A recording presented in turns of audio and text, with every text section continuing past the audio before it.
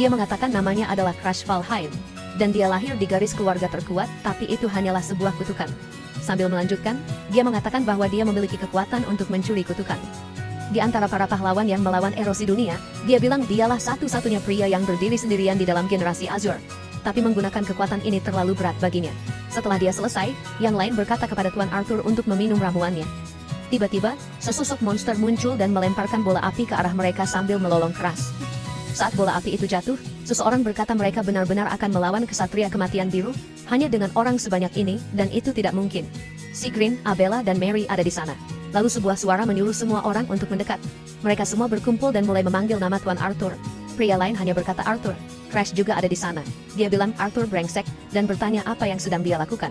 Arthur bilang dia akan mengakhiri ini di sini dan sekarang, bahwa harapan dunia ini telah putus, dan hanya kehancuran yang tersisa. Crash bilang Arthur benar-benar menyerah setelah semua yang mereka lakukan untuk membawanya sejauh ini.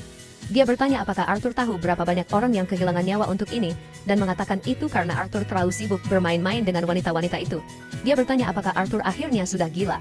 Tiba-tiba, seorang wanita menyuruh Crash untuk tutup mulut dan mengatakan Arthur telah melakukan yang terbaik. Dia adalah Sigrun Ivania, putri ketiga dari Kekaisaran Ivania dan anggota generasi Azure. Dia bilang Crash hanyalah sampah yang tidak bisa melakukan apa-apa selain mencuri, dan menyuruhnya untuk tidak berani membantah Arthur. Crash tidak percaya betapa bodohnya orang-orang ini. Dia bilang tidak pantas dia yang bicara begitu. Lalu dia menunjuk mereka dan berkata mereka berbicara seperti ini kepada orang yang menyelamatkan hidup mereka. Dia memberitahu mereka bahwa mereka bahkan tidak akan sampai sejauh ini jika bukan karena keahliannya. Jika mereka lupa, dia bilang dia akan menyegarkan ingatan mereka, dan menyuruh mereka mulai dari Abella. Abella terus menangis dan memanggil Tuan Arthur, menanyakan apakah dia baik-baik saja. Dia adalah Abella, penyihir merah dari Menara Sihir, seorang anggota generasi Azure. Crash lalu melanjutkan dan berkata, dialah yang mengaku tidak bisa menggunakan sihir jika kehilangan suaranya. Dia mengingatkannya bahwa dialah yang memohon padanya untuk mencuri kutukannya. Dia bilang, dialah yang menderita karena kutukannya saat ini, namun wanita itu menyerangnya saat dia pergi mengambil obat penghilang rasa sakit. Baik dulu maupun sekarang, dia bilang kebiasaannya meremehkan orang tidak berubah sama sekali. Berdiri tepat di sebelahnya adalah tombak terkuat kekaisaran, Mary Diana, seorang ksatria kekaisaran Euphemia dan anggota generasi Azure. Crash menyebutnya orang bodoh tak berotak, yang menyerang tanpa berpikir. Dia bilang wanita itu terkena setiap kutukan yang bisa dibayangkan, dan kemudian datang meratap padanya, memohon agar dia menghilangkan rasa sakitnya. Dan lalu ada sang putri yang menyebut penolongnya sampah, orang yang sama yang mengorbankan matanya sendiri untuknya. Crash berkata, dia mengincarnya di akademi, hanya karena dia dari faksi kerajaan Starland, bahkan setelah semua perundungan itu. Dia dulu berkata bahwa dia bahkan tidak bisa melawan dan bertanya apakah dia benar-benar seorang Valheim, mengatakan itu pasti bohong. Semua orang di sekitar mereka juga menertawakannya. Crash bilang dia menahan semua itu hanya untuk memperbaiki matanya dan bertanya mengapa. Dia bertanya mengapa padahal mereka seharusnya menjadi generasi Azure yang ditakdirkan untuk menyelamatkan dunia. Karena dia dicap sebagai aib kerajaan yang gagal tanpa bakat bertarung.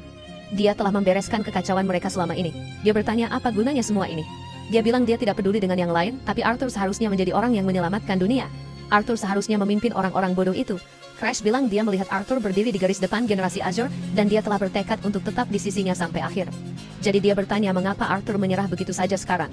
Arthur kemudian berkata sepertinya dia akhirnya bisa memberitahu Crash yang sebenarnya. Seperti yang dia katakan sebelumnya, dunia ini sudah berakhir jadi dia akan mengulang semuanya dari awal. Crash tidak percaya dengan apa yang didengarnya. Dia bertanya apa maksud Arthur dengan mengulangnya. Arthur berkata itu benar dan ini bukan pertama kalinya dia menyaksikan akhir dunia karena keahliannya adalah regresi. Dia mengatakan ini dengan seringai yang sangat mengejutkan Crash. Arthur kemudian melanjutkan, mengatakan bahwa sekarang setelah dia memperoleh teknik pewarisan ingatan, dia bisa kembali setiap saat dengan ingatannya yang utuh. Crash mulai berpikir bahwa jika semua orang bisa memulai kembali dengan pengalaman mereka. Tiba-tiba, sebuah kesadaran menghantamnya saat Arthur tertawa dan mengatakan bahwa peluang untuk mencegah kiamat di dunia berikutnya akan meroket. Setelah tertawa, Arthur mengatakan bahwa inilah rencananya. Kemudian dia menambahkan bahwa dia akan memulai dari awal dengan mereka bertiga. Crash, terkejut dan penuh kekecewaan, bertanya bagaimana dengan dirinya. Arthur hanya tertawa dan menunjuknya sambil berkata dia tidak dibutuhkan. Itu sangat menyakitkan. Rasanya seperti ditabrak truk tapi Crash tidak bisa berbuat apa-apa. Arthur kemudian mengatakan memang benar keahlian Black Hood milik Crash berguna karena dia bisa mencuri, bahkan kutukan yang paling tak terpatahkan dan itu memang ada gunanya. Tapi dia bertanya apa gunanya regresi dengan seseorang yang tubuh dan pikirannya sudah hancur berkeping-keping. Jujur saja, kata Arthur, apa gunanya dia? Jauh lebih efisien untuk mengambil versi dirinya yang baru dan bersih di dunia berikutnya. Kesadaran mengejutkan lainnya menghantam Crash. Dia mulai menangis saat berpikir bahwa dia hanyalah barang sekali pakai bagi Arthur, dan bajingan ini berniat memperlakukannya sebagai barang buangan sejak awal. Arthur lalu berkata, jangan khawatir dan dia akan memanfaatkannya dengan baik di dunia berikutnya dan dunia setelahnya juga. Dia bilang mereka akan bertemu lagi. Crash tergagap dan menyuruhnya menunggu. Jauh di lubuk hatinya, dia pikir, dia selalu tahu. Saat dia mengulurkan tangannya dan melihat Arthur dan yang lainnya pergi, dia sadar dia tidak bisa berbuat apa-apa. Dia berpikir bahwa ketika generasi Azure mengabaikannya dan Arthur hanya berdiri di sana menonton, dia sudah tahu Arthur tidak pernah benar-benar menganggapnya sebagai kawan. Dia berteriak agar Arthur membawanya serta memanggilnya idiot bodoh. Namun Arthur hanya tertawa dan terus berjalan maju. Crash lalu berpikir bahwa kesadarannya memudar karena kutukan yang menumpuk. Hidupnya akan berakhir bahkan sebelum dunia ini selesai runtuh. Dia menolak untuk membiarkannya berakhir seperti ini. Dia kemudian menyadari bahwa apa yang bisa dicuri oleh Black Hood bukan hanya kutukan, itu juga berfungsi pada keahlian. Berulang kali dalam benaknya, dia bersumpah bahwa dia akan menjadi yang terkuat, bahwa dia akan menjadi orang yang paling penting. Dia akan membuang semua harga diri. Dia akan membunuh naga sendirian. Dia akan menang hanya dengan kecerdasan. Dia akan mengalahkan 4 langit. Dia akan memusnahkan seluruh kota. Dia akan membuat mereka sadar bahwa dia bisa menggunakan keahlian mereka sendiri, lebih baik dari yang pernah mereka bisa. Dia berpikir bahwa dia belum pernah mencobanya pada Arthur karena keahliannya bukan kutukan biasa tapi kali ini patut dicoba. Jadi dia mengulurkan tangannya dan memanggil Black Hood. Energi gelap melonjak lurus ke arah Arthur dan seluruh aura Arthur tersedot ke dalamnya. Tapi kemudian Crash berkata tunggu saat dia menyadari sesuatu. Auranya sangat gelap dan kemudian itu Arthur. Arthur bilang Crash masih belum menyerah. Dia bilang Crash telah mengalami kiamat yang tak terhitung jumlahnya, dan setiap kali begitu Arthur menjadi tidak berguna, Crash membuangnya. Arthur bilang Crash meninggalkannya di dunia yang sekarat berulang kali, dan dia bertanya-tanya sudah berapa kali dia merasakan keputusasaan itu. Tapi kali ini, Arthur bilang dialah yang ditinggalkan. Arthur bilang dia tidak percaya dengan apa yang dikatakan Crash. Tapi Crash tahu kali ini apa yang dikatakan Arthur sebenarnya punya arti, lalu Crash mulai tertawa. Saat monster di atas menghancurkan segalanya, Crash menunjuknya dan berkata bahwa mungkin Arthur benar. Dia mengingatkannya bahwa Arthur sendiri yang bilang dunia ini akan hancur.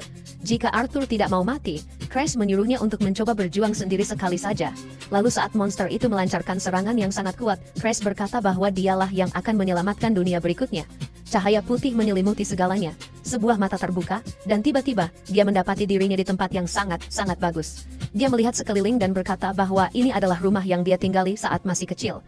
Ini Crash Valheim, sekarang berusia 13 tahun. Regresi selesai. Dia bilang dia menjadi anak kecil lagi. Dia tidak bisa mempercayainya. Sepertinya sejauh ini, semuanya berjalan sesuai harapan. Erosi dunia adalah fenomena di mana dunia benar-benar terkikis oleh dimensi lain. Saat erosi dunia terjadi, perubahan lingkungan akan menyusul. Tapi yang lebih buruk, spesies erosi mulai menyerang dari dunia lain. Di antara mereka yang bisa meniru wujud manusia disebut penyerbu dunia. Setiap kali seseorang melihat penyerbu, mereka langsung lari. Mereka bergegas melaporkannya kepada para kesatria, tetapi mereka yang melawan erosi dunia bertindak berbeda. Mereka segera maju untuk membantu dan bertarung dengan sekuat tenaga, memulai pertempuran di tempat. Mereka disebut generasi Azure, dan Crash dengan tubuh yang hanya mampu menigel kutukan, berkata bahwa dia bergabung dengan generasi Azure. Diperlakukan tak lebih dari wadah kutukan, dan akhirnya dikhianati oleh rekan-rekannya. Crash Valheim berkata, itu benar-benar kehidupan yang menyedihkan. Tapi sekarang dia telah terbangun sebagai anak kecil. Di dalam kamarnya dia langsung mengenalinya. Dia berpikir baru saja tadi musim dingin, tapi sekarang cukup panas untuk berkeringat. Ini musim panas.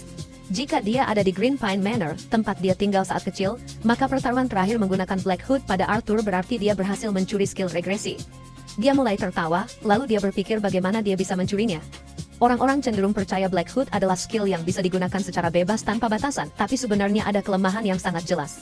Black Hood hanya bisa mencuri milik target jika pengguna membuka gembok yang muncul saat skill diaktifkan. Gembok itu dibuat berdasarkan nilai yang diberikan pemilik pada objek tersebut. Bahkan batu yang diambil dari pinggir jalan, jika pemiliknya menganggapnya berharga, bisa memiliki syarat membuka seperti mentransfer 99% kekayaan dunia kepada pemiliknya, menyebabkan tingkat kesulitannya meroket. Untuk sesuatu seperti skill unik, yang biasanya sangat dihargai oleh lawan, tingkat kesulitan untuk mencurinya seharusnya sangat tinggi. Semakin tinggi nilainya, semakin banyak syaratnya, dan semakin sulit syarat-syarat itu untuk dipenuhi. Tapi setelah memikirkannya, Crash mulai bertanya-tanya apa yang ada di pikiran Arthur. Dia ingat Black Hood aktif waktu itu, tapi dia tidak pernah melihat gembok muncul. Fakta bahwa tidak ada gembok sama sekali membuat Crash terdiam. Dia bertanya-tanya apakah itu berarti Arthur sebenarnya ingin meninggalkan skill itu. Memikirkan bahwa Arthur, pria yang dipuji sebagai raja pahlawan, ingin membuang skill regresi. Kalau dipikir-pikir, Arthur terkadang menunjukkan ekspresi yang sangat lelah. Dia bergerak seolah-olah hanya menyelesaikan tugas, mengulangi dunia yang menuju kehancuran berulang kali. Jika dia melakukan semua itu sendirian, apakah dia mabuk oleh tragedinya sendiri? Bertingkah seolah-olah dia menyelamatkan dunia seorang diri? Dia mungkin tidak bisa menjaga kewarasannya lagi. Mungkin bagi Arthur, regresi tidak berbeda dengan kutukan. Apakah itu sebabnya dia mencoba membuat ketiga orang itu mewarisi ingatannya? Kenapa dia mencoba beregresi bersama mereka sambil menyingkirkanku? Fakta bahwa aku bisa mencuri skill itu dengan Black Hood berarti Arthur yang kukenal kehilangan skill regresinya, ditinggalkan di dunia di ambang kehancuran, berbenturan dengan hujan meteor kesatria kematian biru, dan mati. Itu berarti dia sudah mati. Aku mengambil skill yang sangat ingin kau singkirkan. Kau seharusnya berterima kasih padaku. Kau selalu mengucilkanku seolah-olah menanggung kutukan adalah sesuatu yang bisa dilakukan siapa saja. Kau tidak pernah sedikit pun memperhatikan penderitaan rekanmu dalam bayang-bayang. Rasakan, kau sampah. Di lorong Green Pine Manor, Crash melihat bayangannya. Dia berpikir bahwa dirinya kecil. Sebelum meninggalkan kamar, dia memeriksa bayangannya di cermin. Dia terlihat berusia sekitar 10 tahun, bertubuh pendek tapi cukup berotot. Ini adalah hasil dari mengayunkan pedang setiap hari, mencoba bertahan hidup di keluarga Valheim, klan bela diri terkuat di kerajaan Starlon. Jika dia ada di Green Pine Manor, maka upacara pembuktian di usia 10 tahun pasti baru saja berakhir. Upacara pembuktian keluarga Valheim adalah tempat di mana seseorang membuktikan kemampuannya dengan mengungkapkan dewa mana yang mereka kontrak dan skill apa yang mereka dapatkan. Semakin hebat kontraktornya, semakin tinggi peringkat dewanya. Garis keturunan langsung Valheim selalu dihargai, tapi dia adalah satu-satunya pengecualian. Dia tidak memiliki kecakapan atau bakat bela diri sejak lahir karena tidak ada dewa yang memilihnya. Setelah itu, dia diusir dari rumah utama dan dikirim ke Green Pine Manor tempat para pecundang diasingkan. Dan sekarang hanya dia, pecundang terbesar keluarga Valheim, yang tahu akhir dunia, kiamat yang bahkan generasi Azur pun tidak bisa hentikan. Dia bertanya-tanya apakah dia bisa menghentikannya, kehancuran dunia. Lalu dia menepis pikiran itu. Ini bukan tentang apakah dia bisa menghentikannya. Dia harus menghentikannya. Jika dunia berakhir dia juga mati, tidak ada pilihan lain. Dengan itu keinginannya menjadi jelas dan tekadnya mengeras. Lalu dia mulai memikirkan langkah pertama untuk mencegah kiamat. Tapi sebelum dia bisa berpikir lebih jauh, seseorang mendekat dan memanggilnya Tuan Muda. Melihatnya, Crash langsung mengenali orang itu dan bertanya apakah ada yang salah. Dia bertanya-tanya apa yang dia lakukan di tempat seperti ini. Crash juga menyadari bahwa pada saat ini, pria ini seharusnya masih hidup. Dia bertanya pada dirinya sendiri apakah dia satu-satunya kepala pelayan di Green Pine Manor. Pria itu adalah Ariad, satu-satunya kepala pelayan Green Pine Manor. Setelah melihatnya, Crash merasa sangat senang dan memanggil namanya. Ariad bagaimanapun terlihat sedikit bingung dan bertanya apakah ada masalah, Tuan Muda. Dalam benaknya, Crash berpikir bahwa Ariad adalah kepala pelayan yang merawat pecundang sepertinya. Lalu pikiran lain segera menyusul. Dia bertanya-tanya kapan Ariad berencana menggunakan racun yang diberikan kakaknya untuk membunuhnya. Karena kenyataannya, saat Crash mengingat lebih jelas, Ariad adalah dalang yang memberinya racun saat dia berusia 14 tahun dan mengajarinya pengkhianatan pertama dalam hidupnya. Selanjutnya, kita melihat orang-orang berjatuhan di sebuah lapangan, benar-benar dihancurkan oleh seseorang yang dipenuhi aura. Semua orang di sekitarnya terkejut.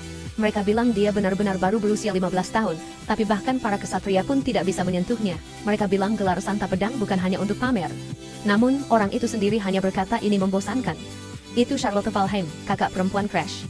Mereka menyebutnya talenta sekali dalam 1000 tahun. Orang lain berkata itulah mengapa kepala keluarga memiliki harapan yang begitu tinggi padanya. Yang lain menambahkan bahwa dia adalah seorang jenius yang lahir dari garis keturunan baru, dan berkat dia, keluarga Valheim tidak akan pernah punah. Tapi satu orang tidak senang mendengar semua ini.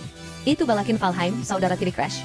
Dia sangat marah karena berpikir akan memusnahkan seluruh garis keturunan itu, tapi Charlotte terlalu berisiko. Yang lain terus berbicara setelah menyadarinya. Seseorang bertanya, ada apa dengan Tuan Balakin, dan yang lain menyuruhnya diam. Balakin kemudian berpikir bahwa Ibu Charlotte juga cukup hebat. Yang tersisa hanyalah si gagal yang tidak berguna. Dia memutuskan akan membunuhnya terlebih dahulu. Dia mengalihkan perhatiannya ke Ariad, dan berpikir bahwa kepala pelayan itu berada dalam posisi sulit, jalur karirnya terhambat karena Crash. Kepala pelayan itu tetap diam. Balakin melanjutkan, mengatakan bahwa jika Ariad memberikan Crash setetes saja, pengobatan putrinya dan semua masalah uangnya akan teratasi. Dia bertanya apa yang diragukan oleh Ariad. Ariad berkata bahwa Tuan Muda Crash adalah seseorang yang dia besarkan seperti putranya sendiri, dan bertanya bagaimana mungkin dia bisa melakukan hal seperti itu. Sepertinya dia masih memiliki sedikit rasa kemanusiaan, tetapi Balakin terus mendesaknya. Dia bertanya, apakah Ariad benar-benar akan memilih anak orang lain daripada putri kandungnya sendiri? Ariad berpikir sejenak lalu berkata, tidak. Meskipun dia tidak ingin melakukannya, dia tetap melakukannya. Crash berpikir bahwa ini adalah hari di mana Ariad seharusnya melakukan pembunuhan sebelum regresinya. Ariad kemudian mengatakan bahwa meskipun Tuan Muda Crash sama berharganya dengan putranya, dia tetap melakukan apa yang dia lakukan, dan rasa bersalah sangat membebaninya. Crash teringat bahwa Ariad karena tidak dapat mengatasi rasa bersalah itu, meminum sup beracun itu dan bunuh diri, meninggal tak lama setelahnya. Sekarang kembali ke masa kini, ketika Aryat mendengar Crash bertanya tentang racun yang diberikan saudaranya untuk membunuhnya, dan kapan dia berencana menggunakannya, kepala pelayan itu benar-benar terkejut. Dia tergagap menanyakan tentang racun. Crash kemudian bertanya, apakah dia berencana untuk berpura-pura bodoh, bahkan setelah mencoba membunuhnya, seorang yang gagal, demi putrinya. Dia bertanya apakah Aryat benar-benar berpikir dia tidak akan mengetahuinya. Aryat benar-benar terdiam. Crash berpikir dalam hati bahwa jika terus begini, dia mungkin akan menyudutkan Aryat lagi. Namun, dia berbicara dengan tenang dan berkata bahwa jika Aryat akan terus berpura-pura bodoh, biarlah begitu. Dia menambahkan bahwa jika dia bukan orang gagal sejak awal, Aryat tidak akan pernah diberi perintah itu. Kepala pelayan itu tetap diam. Dalam benaknya, Aryat berpikir bahwa dia mengira Crash akan menyalahkan dirinya sendiri begitu dia tahu tentang pengkhianatan itu, atau berteriak marah. Tapi sebaliknya, Crash hanya menyuruhnya untuk mengikutinya. Pada saat itu, kepala pelayan itu dengan jelas menyadari bahwa tuan muda Crash telah berubah. Kemudian, saat mereka berjalan melewati Manor, kepala pelayan itu bertanya-tanya mengapa mereka tiba-tiba menuju ruang kerja. Lalu Crash menunjuk ke sebuah titik di dinding, dan menyuruh Elliot untuk membukanya. Kepala pelayan itu bereaksi dengan bingung, bertanya apa maksudnya. Crash berkata bahwa jika dia benar-benar kepala pelayan keluarga Valheim, ini seharusnya mudah. Aryat menjawab dengan percaya diri, tentu saja. Dia segera menarik pedangnya, memuji era di mana dia dilahirkan, dan menyerang. Dinding itu terbelah dengan rapi. Crash tampak terkesan dan mengomentari betapa rapi potongannya. Sebuah jalan rahasia terungkap di tempat seperti ini, yang mengejutkan kepala pelayan itu. Crash hanya memujinya dan memberitahu Aryat bahwa dia melakukannya dengan baik. Kepala pelayan itu berpikir, seperti yang diduga, Crash adalah orang yang sama sekali berbeda dibandingkan kemarin. Dia juga memperhatikan bahwa Crash menggunakan mutiara cahaya malam untuk penerangan. Saat dia melihatnya bergerak, Aryat berpikir bahwa Crash memiliki aura yang anehnya mengingatkannya pada tuan rumah. Dia bertanya-tanya apa yang sebenarnya terjadi padanya. Setelah melihat-lihat area tersembunyi itu, Crash berkata bahwa tempat ini membangkitkan kenangan. Dulu, itu terjadi setelah semuanya terbakar habis, tapi kali ini dia berhasil sampai di sini sebelum itu terjadi. Kepala pelayan itu bertanya apakah dia harus memotong rantainya juga. Crash mengatakan tidak, berkata dia tidak akan bisa memotong rantai ini. Dia kemudian bertanya-tanya apakah dia harus menguji kekuatannya sendiri kali ini. Crash mengulurkan tangannya dan sebuah mulut terbentuk darinya. Dia mengaktifkan skill tudung hitam. Aura gelap menyembur keluar, meraih gemboknya dan memutuskan rantai itu seketika. Kepala pelayan itu benar-benar terkejut. Namun, Crash berpikir bahwa dia tidak kaku, tetapi bebannya masih berat. Kepala pelayan itu kemudian bertanya, apakah tuan muda Crash mungkin telah membuat kontrak dengan dewa? Crash berpikir dalam hati bahwa pada saat ini, dia seharusnya belum membuat kontrak apapun. Dengan lantang, dia dengan santai berkata bahwa dia baru saja membuat kontrak dengan dewa yang tidak penting. Mengenai perpustakaan, dia menambahkan bahwa Aryat bebas melaporkannya kepada ayahnya jika dia mau. Kepala pelayan itu terdiam lagi. Dalam benaknya, Aryat berpikir bahwa Crash berubah dalam semalam melalui kontrak dengan dewa, yang berarti dia pasti telah memperoleh skill yang kuat. Bagaimanapun, dia memiliki garis keturunan yang sama dengan jenius terhebat yang pernah dihasilkan Valheim. Meskipun dia tidak setingkat Nona Charlotte, tuan muda Crash saat ini mungkin masih istimewa. Setelah beberapa saat, Aryat berbicara dan mengatakan bahwa setidaknya, sampai apapun yang coba dilakukan Crash selesai, dia tidak akan memberitahu siapapun. Crash terdiam sejenak. Dia berpikir bahwa ini pasti kelemahan dari regresi. Karena dia bertindak berbeda dari masa lalu, perubahan sekarang juga terjadi pada Aryat. Tapi Aryat yang mengkhianatinya masih hidup dalam ingatannya. Dia bertanya-tanya apakah Arthur menderita dari perbedaan yang sama, dan apakah itu sebabnya Arthur memaksakan skill regresi kepadanya. Crash kemudian berpikir bahwa jika dia menyembuhkan penyakit putri Aryat, Aryat akan bersumpah setia kepadanya. Dia memutuskan harus menambah jumlah pion yang bisa dia gunakan selagi di sini. Dengan lantang, Crash hanya menyuruhnya melakukan apa yang dia inginkan. Kepala pelayan itu terkejut sekali lagi. Crash kemudian berpikir bahwa dia akan mempertimbangkan obat untuk putri Aryat nanti. Untuk saat ini, perpustakaan rahasia adalah prioritasnya. Dia terus maju, pintu terbuka, dan sejumlah besar aura yang luar biasa tumpah dari dalam. Crash segera merasakan bahaya, dan seberkas sinar besar tiba-tiba menyerang mereka. Pemandangan itu mengerikan. Crash berpikir bahwa meskipun dia telah menahan kutukan yang tak terhitung jumlahnya dari erosi dunia, ini masih membuatnya merinding. Tidak ada keraguan tentang itu, makam rahasia ada di sini. Setelah memindai area itu, dia menyadari dia telah menemukannya. Ini adalah perpustakaan rahasia Pavilion Pinus Biru. Para leluhur yang dicap sebagai orang gagal di keluarga Valheim, mencatat teknik dan ingatan mereka di sini secara keseluruhan.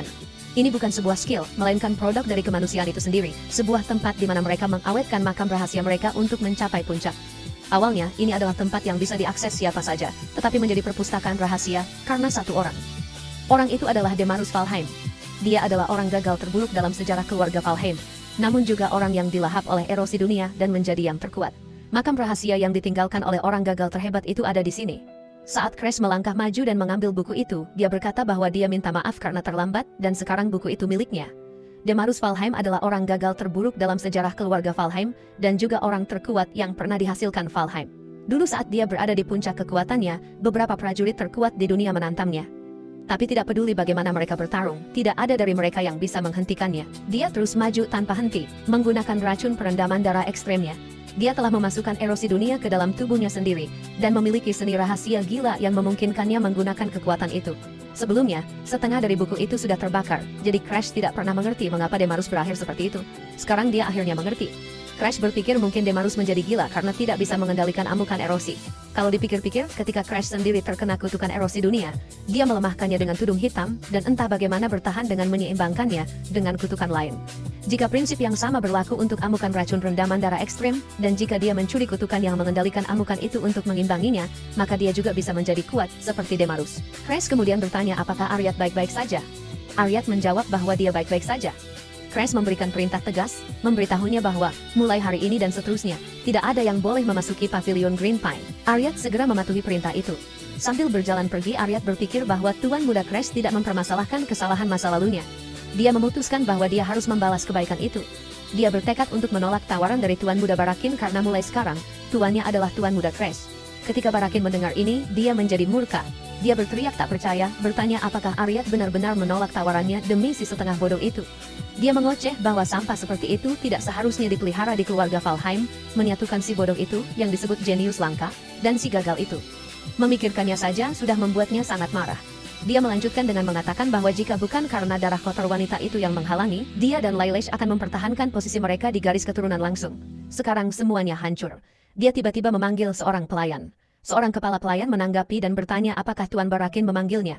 Barakin memerintahkannya untuk pergi ke pavilion Green Pine tempat Crash tinggal dan mencari tahu mengapa Aryat berubah pikiran. Dia menyuruhnya untuk menyelidiki semuanya. Namun, kepala pelayan itu menjawab bahwa mereka tidak bisa masuk. Barakin bereaksi kaget dan bertanya apa maksudnya. Kepala pelayan menjelaskan bahwa kepala pelayan Tuan Muda Crash, Aryat, telah menyegel pintu masuk, mencegah siapapun, bahkan kepala keluarga, untuk memasuki pavilion Green Pine.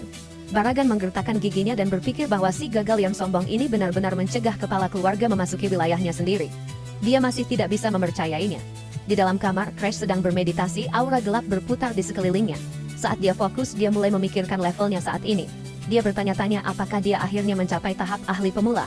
Ada beberapa tingkatan aura, kaisar aura, master aura, ahli aura, dan pengguna aura. Tahap pertama adalah pengguna aura, keadaan di mana seseorang baru saja belajar cara menggunakan aura.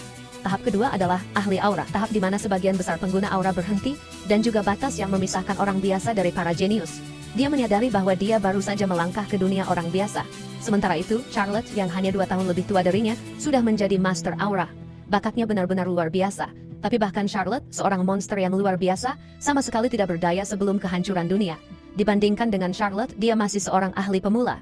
Dia bertanya-tanya apakah dia benar-benar bisa menyelamatkan dunia dengan kecepatan ini, tetapi dia tahu dia tidak akan tahu kecuali dia mencobanya. Lalu sebuah suara dari belakangnya berbicara, mengatakan tidak ada gunanya meratap.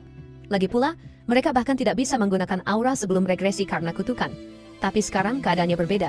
Bahkan jika dia tidak bisa dibandingkan dengan Charlotte, dia masih bisa berkembang jika dia mengandalkan ilmu rahasia yang ditinggalkan oleh para pecundang seperti mereka. Pikiran itu membuatnya percaya diri. Dia merasa seperti dia benar-benar bisa menjadi lebih kuat. Dengan keyakinan itu, dia melanjutkan pertumbuhannya. Untuk saat ini sudah cukup. Pada saat itu, kepala pelayan memberi selamat kepada Tuan Muda Crash karena telah mencapai tahap ahli pemula. Crash mengabaikannya dengan mengatakan itu bukan apa-apa dan kemudian bertanya mengapa kepala pelayan menunggu di tempat seperti ini. Kepala pelayan menjelaskan bahwa tunangan Crash telah tiba di pavilion Green Pine. Itu Nona Bianca Hardenheart. Nama itu segera terlintas di benak Crash. Dia memikirkan Bianca si iblis putih, dalang yang kemudian menjadi pion para pemakan dunia, dan mencoba menghancurkan dunia, dan makhluk yang mengalahkan salah satu dari 10 terkuat surgawi, dan mendapatkan julukan iblis putih. Tapi saat ini, dia hanyalah putri bungsu dari keluarga Hardenheart. Dia menyadari ini adalah pernikahan politik. Keluarga Hardenheart adalah penguasa utara. Keluarga Valheim bisa menyingkirkan seorang pecundang tak berguna, sambil mendapatkan koneksi dengan keluarga Marshall terkuat. Keduanya dimanfaatkan demi kenyamanan keluarga mereka. Tetap saja, Crash tahu dia sebenarnya punya urusan dengan Bianca. Dia tidak menyangka Bianca akan datang sejauh ini untuk menemuinya. Bianca Hardenheart, putri bungsu keluarga Hardenheart, penguasa utara.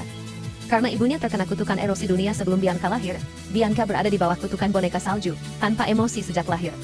Kutukan itu mencapai hingga ke jiwanya, yang berarti tidak bisa dipatahkan oleh seorang penghilang kutukan. Dan dengan tubuhnya yang rusak, dia tidak bisa membuat kontrak dengan dewa.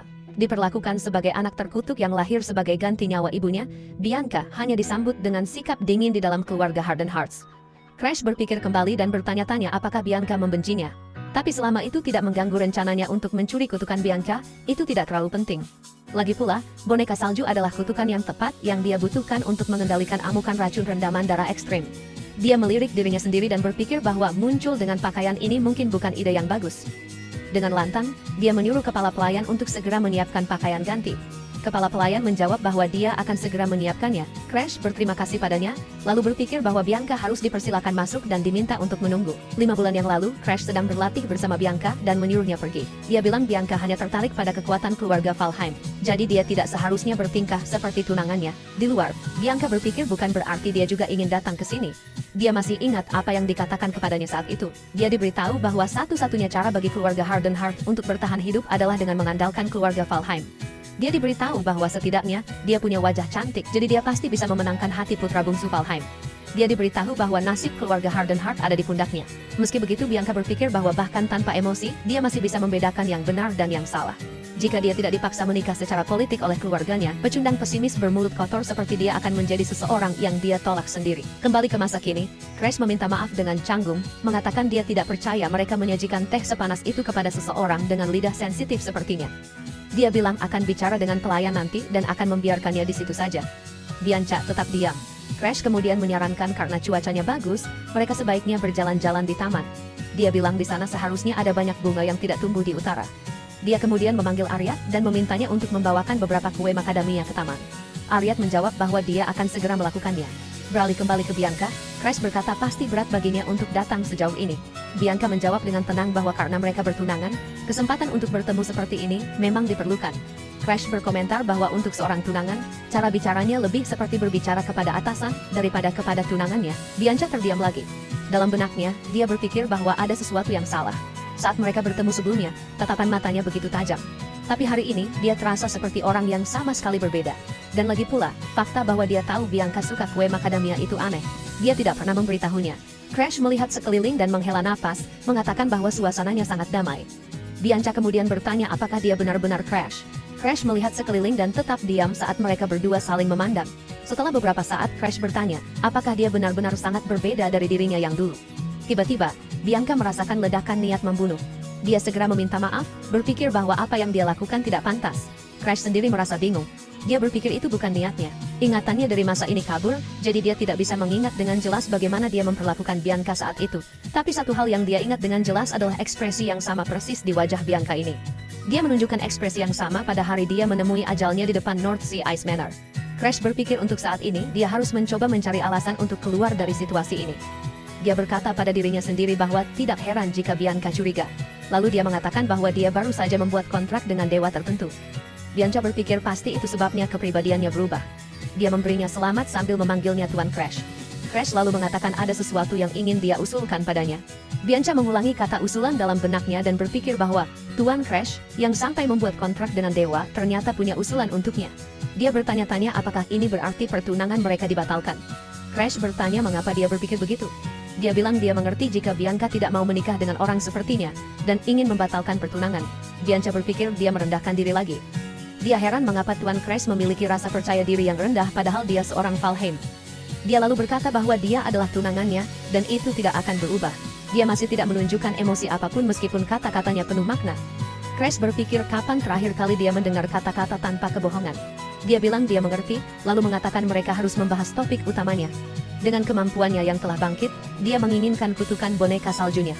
Saat dia mengulurkan tangannya, siap untuk mengambilnya, Bianca berpikir dia memintanya untuk menyerahkan kutukan, yang bahkan para pemecah kutukan terkenal pun tidak bisa menghilangkannya. Dia bertanya-tanya apakah dia bermaksud menanggung kutukan itu sendiri. Crash mengonfirmasi bahwa memang begitu. Dia bilang dia ingin menggunakan kutukan itu, dan jika Bianca menyerahkannya, dia akan mengabulkan satu keinginannya. Bahkan kehancuran pun tidak apa-apa. Bianca berpikir bahwa Crash diperlakukan sebagai produk gagal, jadi pasti ada keretakan antara dia dan garis keturunan langsung. Mungkin dia hanya lelah dengan semua itu sampai-sampai dia ingin menghilangkan emosinya sepenuhnya. Dia terdiam sejenak dan berpikir lebih dalam. Dia bertanya-tanya apakah ini yang mereka sebut penyakit hati. Seorang penyihir mental yang pernah dia kenal berkata bahwa ketika seseorang mencapai batas mentalnya, mereka akan menjadi mangsa penyakit hati. Jika seseorang menyerah padanya, mereka mungkin akan bunuh diri atau tiba-tiba menjadi baik seolah-olah mereka adalah orang yang sama sekali berbeda. Dia ingat bahwa perilaku seperti itu sangat berbahaya, sebuah tanda peringatan akan akhir yang akan datang. Bianca memberitahunya bahwa jika seseorang yang dekat dengannya menjadi seperti itu, dia harus tetap berada di sisinya. Dia mengatakan semuanya akan baik-baik saja, dan dia tahu dia bisa mengatasinya. Dia meraih tangannya dan memberitahunya bahwa dia hanya perlu mengendalikan emosinya tanpa bergantung pada kutukan. Crash menjawab bahwa, menurutnya ada kesalahpahaman di sini, tetapi Bianca mengatakan dia akan sering datang menemuinya mulai sekarang. Dia menambahkan bahwa jika dia meminta izin ayahnya, dia bahkan mungkin bisa tinggal di dekat sini. Crash terkejut dan bertanya, ada apa dengan pembicaraan yang tiba-tiba ini? Dia bertanya apakah Bianca tidak benar-benar membencinya, dan apakah dia pernah menginginkan pertunangan ini sejak awal. Bianca menjawab bahwa meskipun itu benar, dia tidak bisa meninggalkan seseorang yang sedang berada di ambang kehancuran. Dalam benaknya, Crash mencatat bahwa Bianca tidak menyangkalnya. Dia lalu berpikir bahwa Bianca adalah tipe orang yang akan langsung bertindak begitu dia memutuskannya, tapi ini terasa seperti kesalahpahaman besar. Dia berpikir, karena Bianca tidak akan memberikan kutukan itu dengan sukarela, haruskah dia mencoba mengaktifkan skillnya secara diam-diam? Dia mengaktifkan Black Hood. Saat skill mulai bekerja, sebuah notifikasi muncul yang menyatakan bahwa kondisi pembukaan kunci sedang dibuat. Kondisi pembukaan kunci pertama adalah menjadi teman Bianca. Crash segera menyadari ini merepotkan. Kutukan itu terkunci ganda, karena itu adalah kutukan yang dibawa Bianca sejak lahir. Itu telah diakui sebagai bagian dari tubuhnya dan diberi nilai meskipun kutukan biasanya tidak menghasilkan kunci. Dan kondisi pembukaan kuncinya adalah menjadi teman iblis putih yang bahkan lebih sulit daripada menjadi tunangannya. Dia berpikir lebih jauh bahwa Bianca tidak punya emosi dan jarang menunjukkan minat pada apapun. Mengirimnya kembali ke keluarga Hardenheart hanya akan mempercepat saat dia menjadi iblis putih. Jadi dia memutuskan untuk menjaga Bianca di sisinya dan mencari kesempatan untuk membuka kunci kutukan nanti.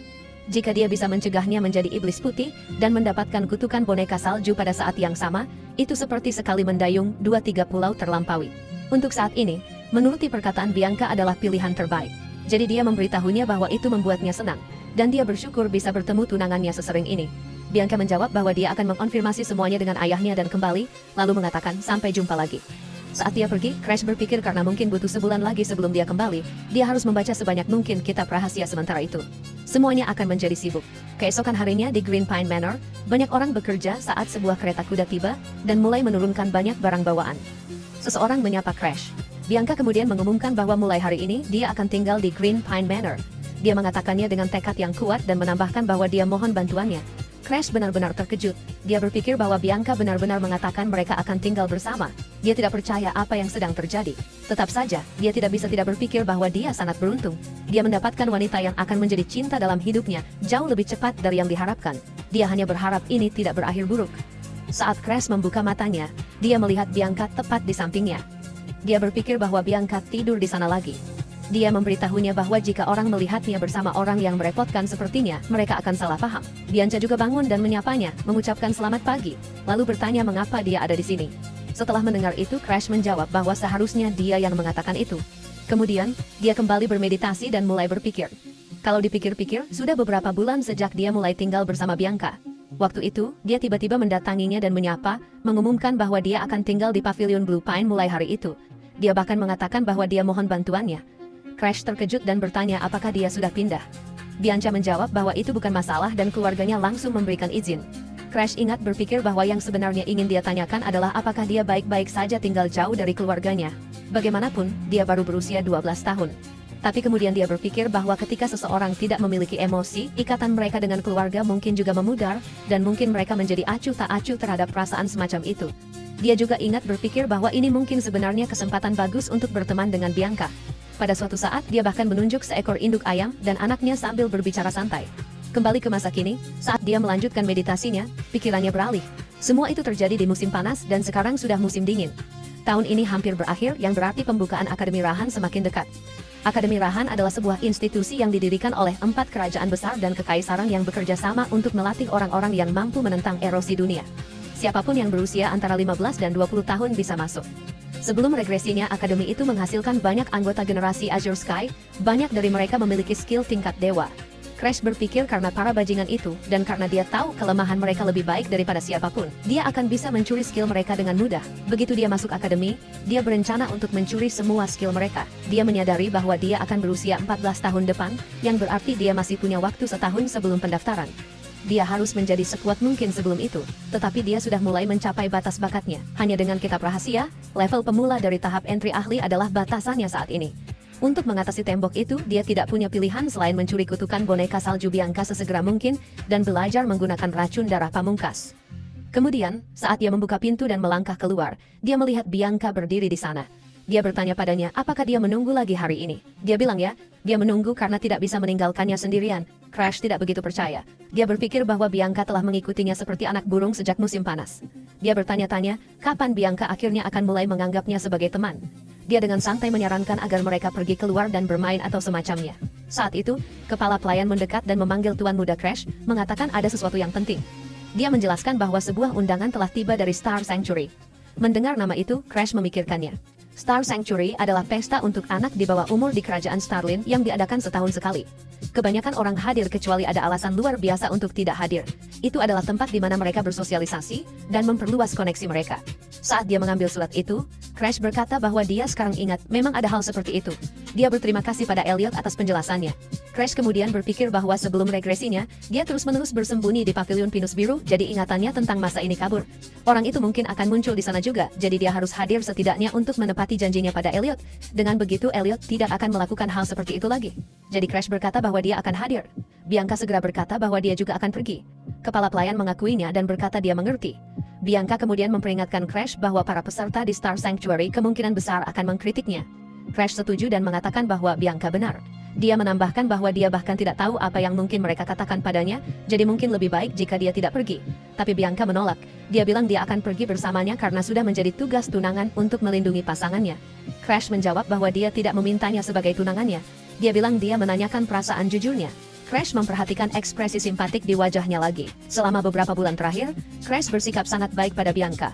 Dia menanyakan apa yang Bianca inginkan untuk sarapan, menyarankan mereka pergi ke ruang kerja untuk memilih buku berikutnya bersama, dan memperlakukannya dengan lembut dalam hal-hal kecil sehari-hari. Akhirnya, Bianca tertidur di sampingnya. Dia memberitahunya bahwa dia tidak akan kemana-mana, jadi Crash bisa tidur lebih lama. Bagi Bianca, kehangatan itu terasa asing. Dia berpikir bahwa dia belum pernah diperlakukan sebaik ini, bahkan di kediaman Hardenheart. Sampai pada titik di mana dia hampir tidak bisa mengingat betapa buruknya kesan pertamanya tentang Crash. Karena kebaikannya, dia menyadari bahwa dia tidak membenci Crash lagi. Dengan pemikiran itu, dia berkata bahwa dia akan pergi bersamanya, bukan sebagai tunangannya, tetapi atas kemauannya sendiri. Itu mengejutkan Crash. Dia tersenyum dan berkata bahwa dia mengerti. Kemudian, saat mereka naik kereta, Crash melihat tujuan dan berkomentar bahwa itu adalah Pavilion Guerrero. Dia pikir mengesankan bahwa mereka menyewa tempat wisata paling terkenal di daerah itu, dan bertanya-tanya apakah mereka benar-benar punya banyak uang. Di dunia ini, para bangsawan dihormati karena mereka melawan erosi dunia menggantikan rakyat biasa. Namun, orang-orang yang terobsesi dengan pesta alih-alih berlatih ini, seharusnya menjadi masa depan Starland. Dia ragu ada banyak orang baik di Star Sanctuary. Saat mereka masuk, sebuah pengumuman terdengar yang menyatakan kedatangan Tuan Crash Valheim dan Nona Bianca Hardenhelch. Saat orang-orang mendengar namanya, bisikan menyebar di antara kerumunan. Seseorang memanggilnya si gagal dari putra bungsu keluarga Valheim. Yang lain mengatakan sayang sekali putri terkutuk dari penakluk utara memiliki kecantikan seperti itu. Orang lain menyebutkan bahwa mereka berdua bertunangan. Yang lain memperingatkan agar tidak menatap terlalu lama atau mereka bisa terkena kutukan. Berbaur di antara para bangsawan palsu ini adalah hal terakhir yang ingin Crash lakukan, tetapi dia memaksa dirinya untuk menahannya. Salah satu dari mereka bergumam bahwa seseorang yang menarik telah tiba dari keluarga Valheim. Saat mereka terus menatapnya, Crash menyadari bahwa ada beberapa bangsawan sejati yang hadir juga, mereka yang nantinya akan bergabung dengan generasi Azure Sky. Ada Tiger Boy, Barak Hogma, Magpie Elf Amelia, dan Wild Bow Annex Glazer, 3 orang yang pada akhirnya akan dikenal sebagai 3 pahlawan Starlin. Crash menyadari bahwa alasan ketiga orang itu memperhatikannya mungkin karena Charlotte. Dia ingat Charlotte membual saat itu, mengatakan bahwa semua orang terus berbicara dengannya hanya karena dia mengenakan gaun seperti itu, namun tidak ada satupun dari mereka yang bisa mengalahkannya. Dia pernah berkata, Star Sanctuary bisa disebut tumpukan sampah, dan itu sangat membosankan sehingga dia tidak akan datang lagi lain kali. Itulah tepatnya mengapa Crash harus datang sekarang. Dilihat dari suasananya, Charlotte mungkin sudah mengamuk. Tiba-tiba, Bianca dengan pelan memberitahu Crash untuk tidak memedulikan suara-suara di sekitar mereka. Namun Crash hanya memikirkan apa yang dikatakan Charlotte saat itu. Bianca sendiri juga dijelek-jelekan, namun dia tampaknya tidak peduli. Sebaliknya dia mengkhawatirkannya di saat seperti ini. Dia meyakinkannya bahwa dia tidak perlu khawatir, mengatakan bahwa dia tidak peduli. Dalam benaknya dia bertanya-tanya kapan orang itu akan muncul. Dia berharap orang itu tidak melewatkan acara ini. Crash mengamati kerumunan, melihat semua tamu, mencoba menemukannya. Lalu pengumuman lain terdengar yang menyatakan kedatangan Tuan Darling dan Valiant. Crash langsung mengenali nama itu. Inilah orang yang dia tunggu-tunggu, si eksentrik di antara para eksentrik. Darling dan Valiant, penguasa kastil alkemis yang mencari ketegangan, melangkah maju dan menyapa semua orang saat dia tiba. Sebuah suara berkomentar bahwa seluruh tubuh anak laki-laki itu dipenuhi kutukan dan bertanya apa yang bisa terjadi hingga separah ini. Pria itu melangkah lebih dekat, bergumam pada dirinya sendiri saat memeriksanya.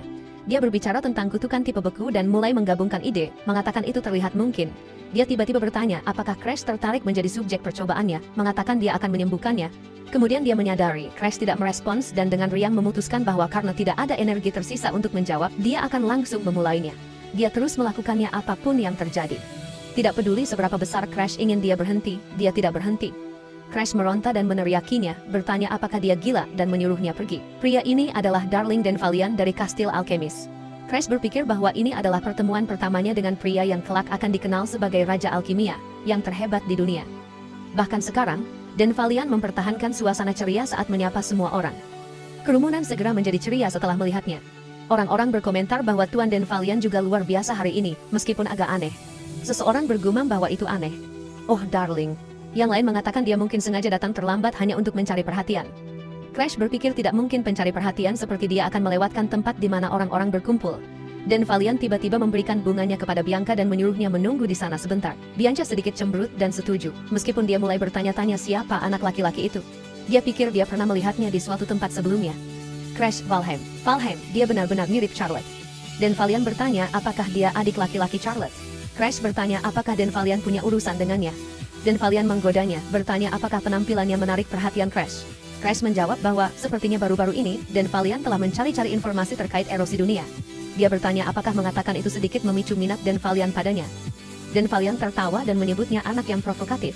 Dia mengatakan bahwa karena Crash telah menarik minatnya, dia harus bersiap-siap dan meminta semua orang untuk tidak ikut campur. Mereka pindah ke area pribadi. Di sana, Dan Valiant bertanya berapa umur Crash sekarang. Crash menjawab bahwa umurnya 13, lalu bertanya apakah umur itu penting.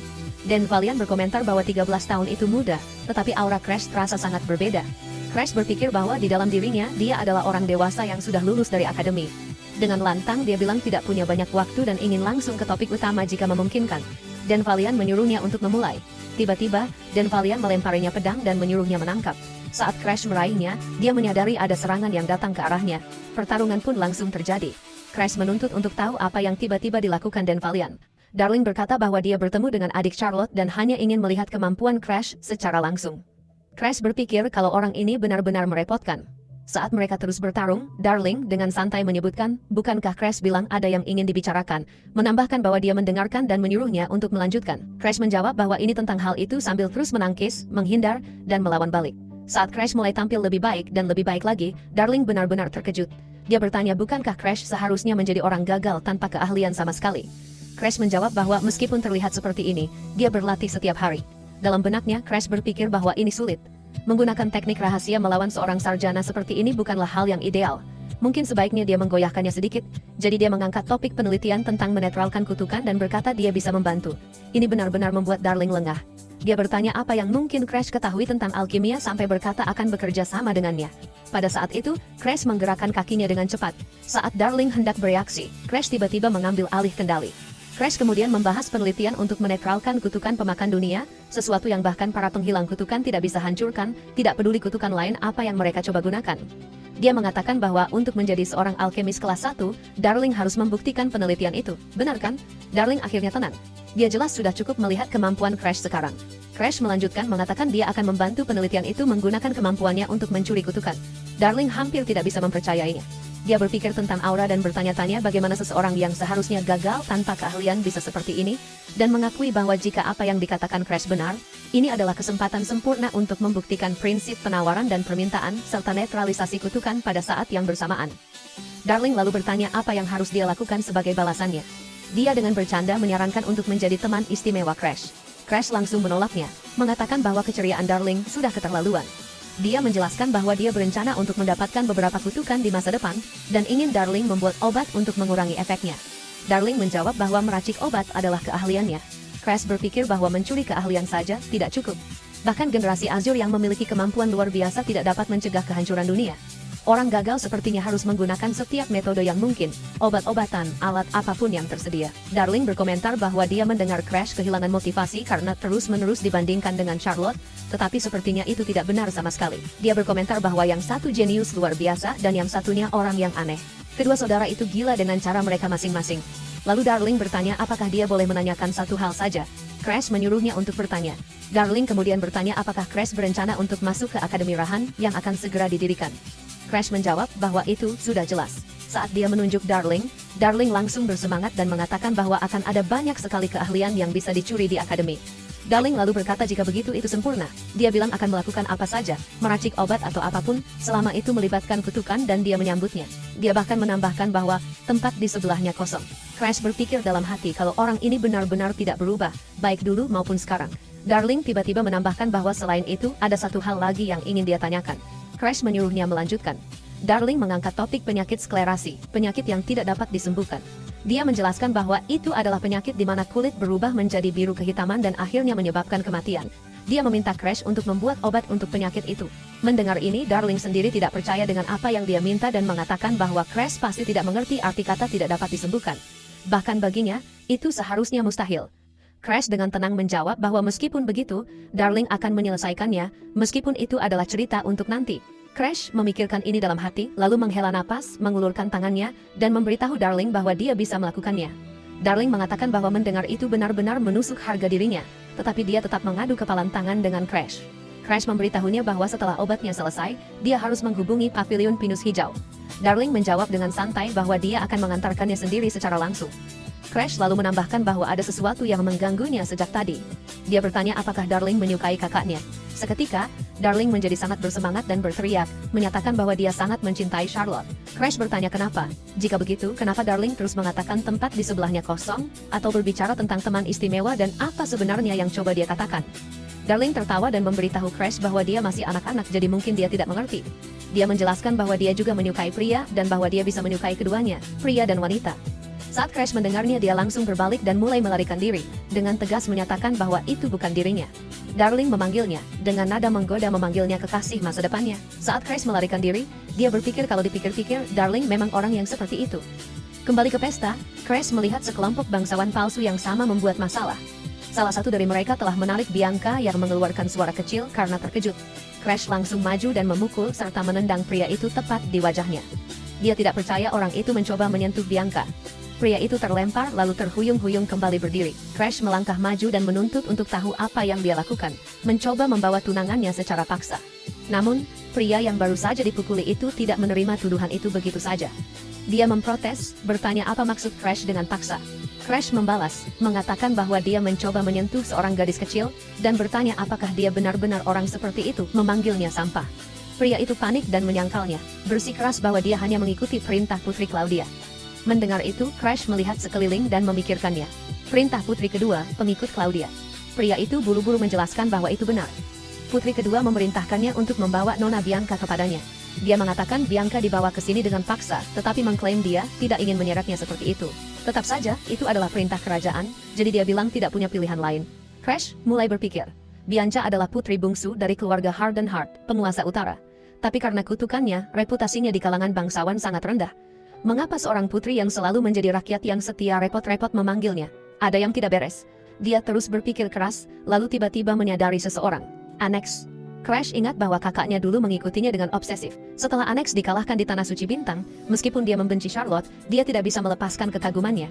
Pada akhirnya, obsesi itu memutarbalikannya. Karena dia tidak bisa mengalahkan Charlotte dengan kekuatannya sendiri, dia malah mengincar Crash, adik laki-lakinya. Dan bahkan sekarang, saat Crash dan Bianca masuk, Annex telah memperhatikan mereka. Crash mengeluarkan suara pendek dan bertanya apakah mereka benar-benar menyeret Bianca ke dalam masalah ini juga. Pria itu mulai terlihat ketakutan. Crash kemudian berkata, baiklah, dia akan pergi. Itu benar-benar membuat pria itu lengah. Tapi Crash menambahkan bahwa, alih-alih menemui putri kedua, dia akan menemui Annex. Pria itu bingung dan bertanya mengapa Nona Annex. Crash menjawab bahwa meskipun dia melayani sang putri, dia tidak tahu siapa yang sebenarnya memerintahkannya untuk melakukan ini. Dia bertanya apakah ini ada hubungannya dengan Annex, dan berkomentar bahwa pria itu telah mempelajari beberapa kebiasaan buruk. Kemudian Crash menoleh ke Bianca dan memberitahunya bahwa mereka akan pergi. Bianca langsung setuju. Mereka mulai berjalan bersama sambil berpegangan tangan. Saat mereka bergerak, Crash terus bertanya-tanya mengapa Bianca menolak pergi lebih awal. Dia berpikir bahwa dia bisa menebak dalangnya karena dia sudah pernah melalui ini sekali. Tapi Bianca baru berumur 12 tahun. Dia seharusnya belum bisa memahami situasinya. Jadi mengapa dia mengabaikan perintah seorang putri? Dia akhirnya bertanya padanya mengapa dia tidak mematuhi sang putri. Bianca menjawab dengan sederhana bahwa dia melakukannya karena Crash menyuruhnya menunggu. Mendengar itu Crash tidak bisa menahan perasaan lebih sayang padanya. Dia memberitahunya bahwa dia melakukan pekerjaan yang bagus. Mereka berdua terus berjalan ke depan. Kemudian seseorang menyapa mereka mengatakan bahwa Crash ternyata benar-benar datang. Crash akhirnya berhadapan langsung dengan Anax.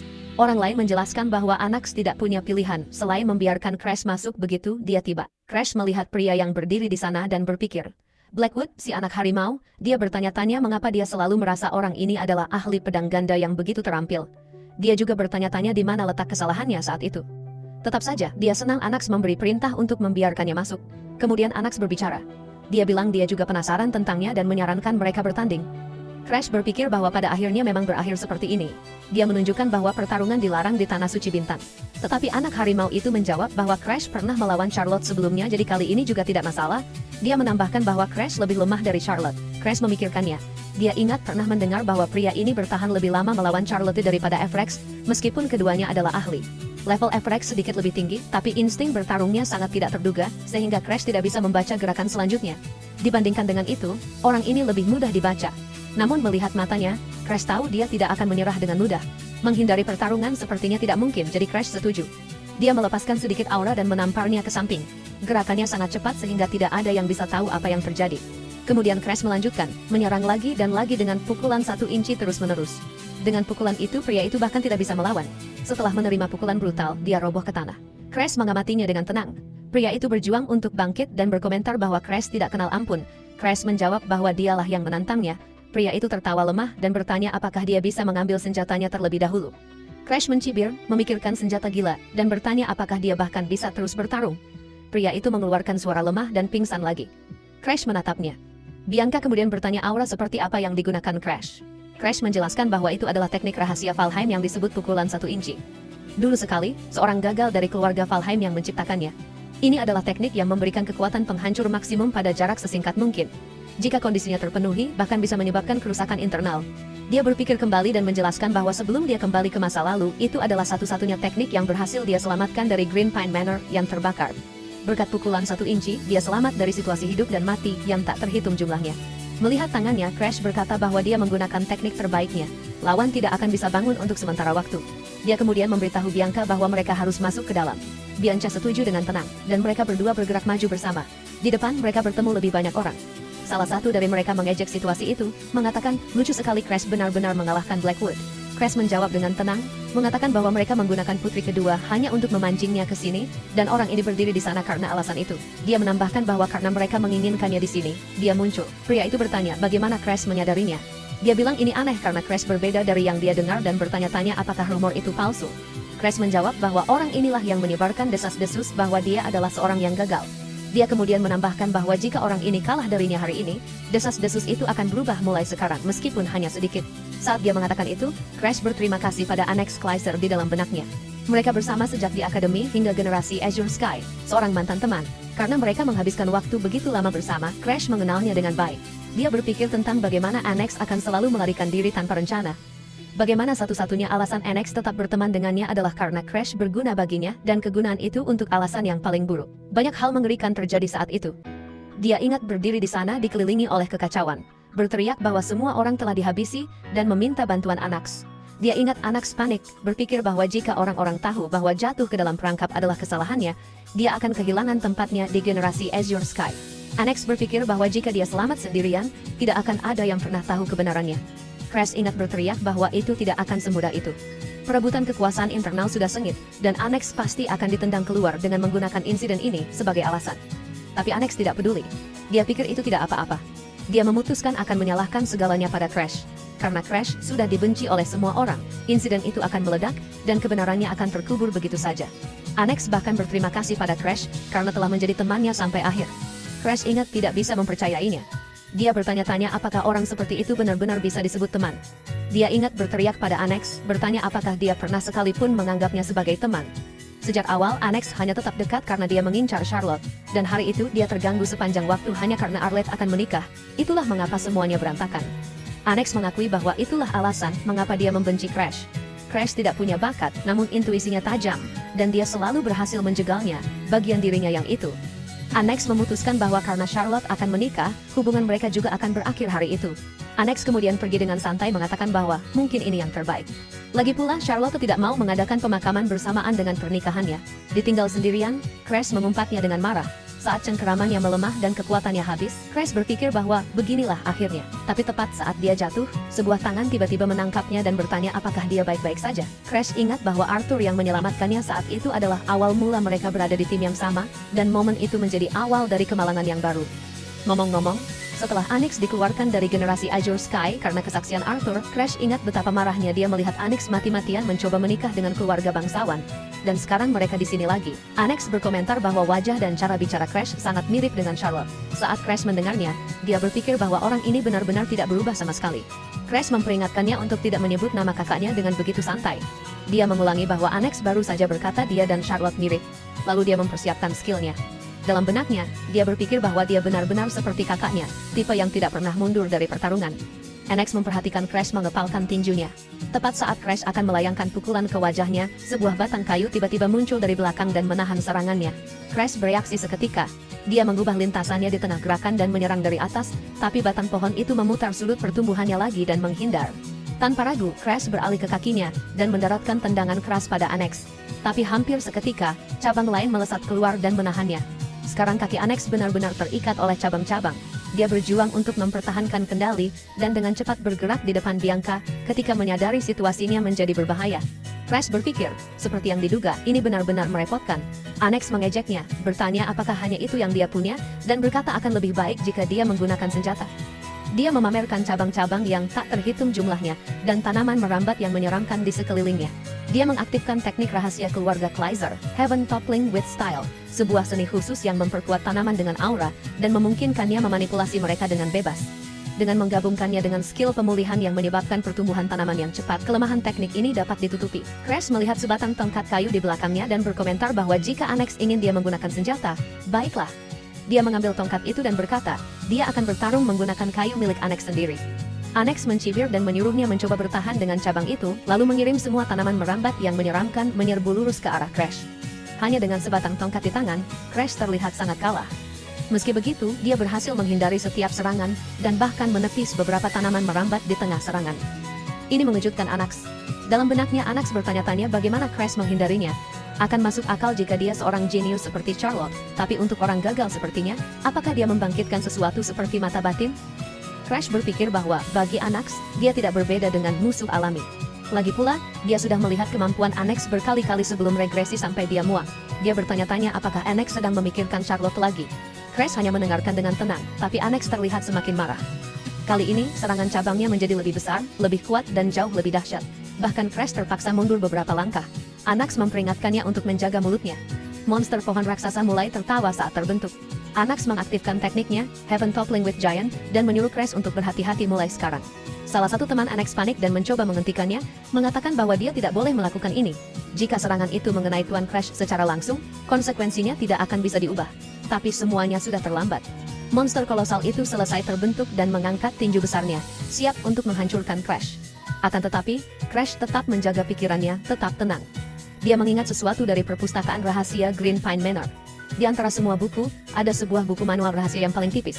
Penulisnya adalah seorang leluhur yang mengayunkan pedangnya terus-menerus hingga usia 80 tahun. Dia tidak punya bakat sama sekali, hanya seorang pria yang tanpa henti mengulangi ayunan latihan sederhana. Manual yang ditulis di tahun-tahun terakhirnya sangat singkat. Itu hanya mencatat ayunan-ayunan yang berulang, tetapi tekniknya membutuhkan kesatuan penuh antara diri sendiri dan senjata, sebuah alam yang tidak dapat dicapai melalui studi bela diri jangka pendek. Crash berpikir karena dia telah dipaksa masuk ke dalam situasi hidup atau mati yang tak terhitung jumlahnya karena kutukannya, dia mampu memahami teknik rahasia leluhur itu. Pedang menjadi diriku, aku menjadi pedang. Dengan keadaan menyatu itu, Crash mengayun sekali. Dengan satu tebasan, raksasa kayu besar itu terbelah dengan bersih. Itu adalah kebenaran yang sederhana. Terkadang, hanya itu yang dibutuhkan untuk mengalahkan monster kolosal sekalipun. Pemandangan itu mengejutkan semua orang yang menonton. Saat debu mereda, Crash berbicara dengan tenang. Dia memberitahu Onyx untuk tidak sombong lagi. Dia menjatuhkan tongkat kayu itu ke tanah seolah-olah mic drop dan bertanya apakah dia mengerti. Onyx ambruk ke tanah, tapi Crash langsung merasakan efek balik dari kekuatan yang baru saja dia gunakan. Dalam benaknya, dia mengumpat. Dia berpikir bahwa dia berencana menahan diri secukupnya agar mudah mencuri skill tersebut. Tapi karena dia mengerahkan segalanya dalam satu serangan itu, dia tidak bisa bergerak sedikit pun. Dia sadar dia bahkan tidak bisa mengucapkan sepatah kata pun. Bianca bergegas menghampirinya dan berkata, dia akan membantu. Dia membuat gerakan cepat dan tiba-tiba yang menyebabkan pusing hebat bagi Crash. Seseorang di belakang mereka panik, berteriak bahwa jika begini terus, Crash akan mati dan menyuruh semua orang menyerahkannya padanya. Crash, yang nyaris tidak sadar, menyuruhnya melakukannya. Lebih banyak orang datang, bingung dengan pemandangan itu. Mereka mulai bergumam tentang apa yang terjadi dan tidak percaya bahwa seorang yang gagal benar-benar mengalahkan Onyx. Mereka dengan mengejek mengulangi bahwa dia adalah putra bungsu keluarga Valheim yang tidak berbakat. Darling, yang menyaksikan situasi itu, berpikir bahwa rumor sudah menyebar. Dia mencatat bahwa Crash mungkin tidak merencanakan hal-hal menjadi sebesar ini, tetapi pada saat dia bangun, dia sudah akan menjadi selebriti. Darling juga tidak bisa melupakan ekspresi yang dia lihat di wajah Onyx. Dia punya firasat buruk bahwa sesuatu akan dilakukan padanya setelah ini. Saat mereka menuju keluar, Darling dengan santai memberitahu Crash bahwa dia tidak diizinkan mati sampai dia bekerja sama dengan penelitiannya. Kemudian, Crash terlihat berlatih tanpa henti. Dia berpikir bahwa seminggu telah berlalu sejak kembali dari Tanah Suci Bintang, dan dia akhirnya pulih dari kerusakan yang dideritanya saat itu. Dia menyadari bahwa jika dia terus memaksakan diri untuk menyudutkan Onyx sampai akhir, kondisinya akan lebih buruk daripada Onyx sendiri. Dia ingat bahwa dia kehilangan kesadaran di dalam kereta. Jika dia tidak pingsan, setidaknya dia bisa menyelesaikan persiapan untuk mencuri skill tersebut. Crash ingat bahwa dia punya dua metode untuk mencuri skill. Yang pertama adalah metode standar untuk membuka Black Hood. Yang kedua adalah membuat lawan merendahkan nilai yang mereka berikan pada skill mereka sendiri. Metode yang ingin dia gunakan pada Onyx adalah yang kedua. Metode itu bekerja paling baik ketika kau bisa mengalahkan lawanmu secara telak. Karena raksasa langit kayu jatuh dalam satu serangan, keraguan yang dirasakan Onyx seharusnya menyebar seperti riak. Kalah dari seseorang yang dia pandang rendah sebagai orang gagal akan membuatnya mempertanyakan nilai dari skillnya sendiri. Crash yakin bahwa meskipun butuh waktu, skill pemulihan Onyx pada akhirnya akan menjadi miliknya. Itulah mengapa selama sisa 1 tahun sebelum masuk akademi, dia berencana untuk berlatih setiap hari untuk melampaui para yang disebut jenius. Tapi kemudian kepala pelayan muncul dan mengumumkan bahwa Tuan Belokin telah tiba di pavilion Pinus Biru. Crash menghela napas dalam hati dan berpikir sepertinya kesabaran kakak Belokin akhirnya habis. Kepala pelayan menambahkan bahwa dia telah menolak pesan Belokin sebanyak 22 kali dan tidak bisa menolaknya lebih jauh. Crash menyuruhnya untuk membiarkan Belokin masuk. Pelayan itu menerima perintahnya dan pergi. Bianca kemudian memberikan air pada Crash dan menyuruhnya minum. Crash berterima kasih padanya dan minum seteguk, lalu menatapnya dan bertanya ada apa. Bianca memberitahunya bahwa dia bau keringat.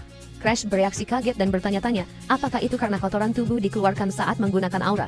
Dia bercanda mungkin hidungnya mati rasa karena sudah terbiasa dengan bau erosi dunia. Bianca memberitahunya bahwa dia harus mandi sebelum bertemu Tuan Belokin. Crash mengabaikannya, mengatakan dia mungkin akan bergerak lagi nanti. Bianca langsung menyuruhnya untuk tidak mendekatinya. Itu membuat Crash terkejut. Dia bercanda bahwa dia mendapat perintah dari tunangannya sendiri dan mengatakan bahwa Bianca benar-benar sudah dewasa. Bianca dengan cepat melarikan diri. Crash memperhatikannya pergi dan bertanya-tanya apakah dia bisa lolos dari kebocoran itu. Dalam benaknya, dia berpikir bahwa Bianca lebih terasa seperti adik perempuan baginya, jadi dia tidak bisa menahan diri untuk menggodanya. Dia juga berpikir, jika kenalannya dari sebelum regresi melihatnya seperti ini, mereka mungkin akan menatapnya dengan dingin.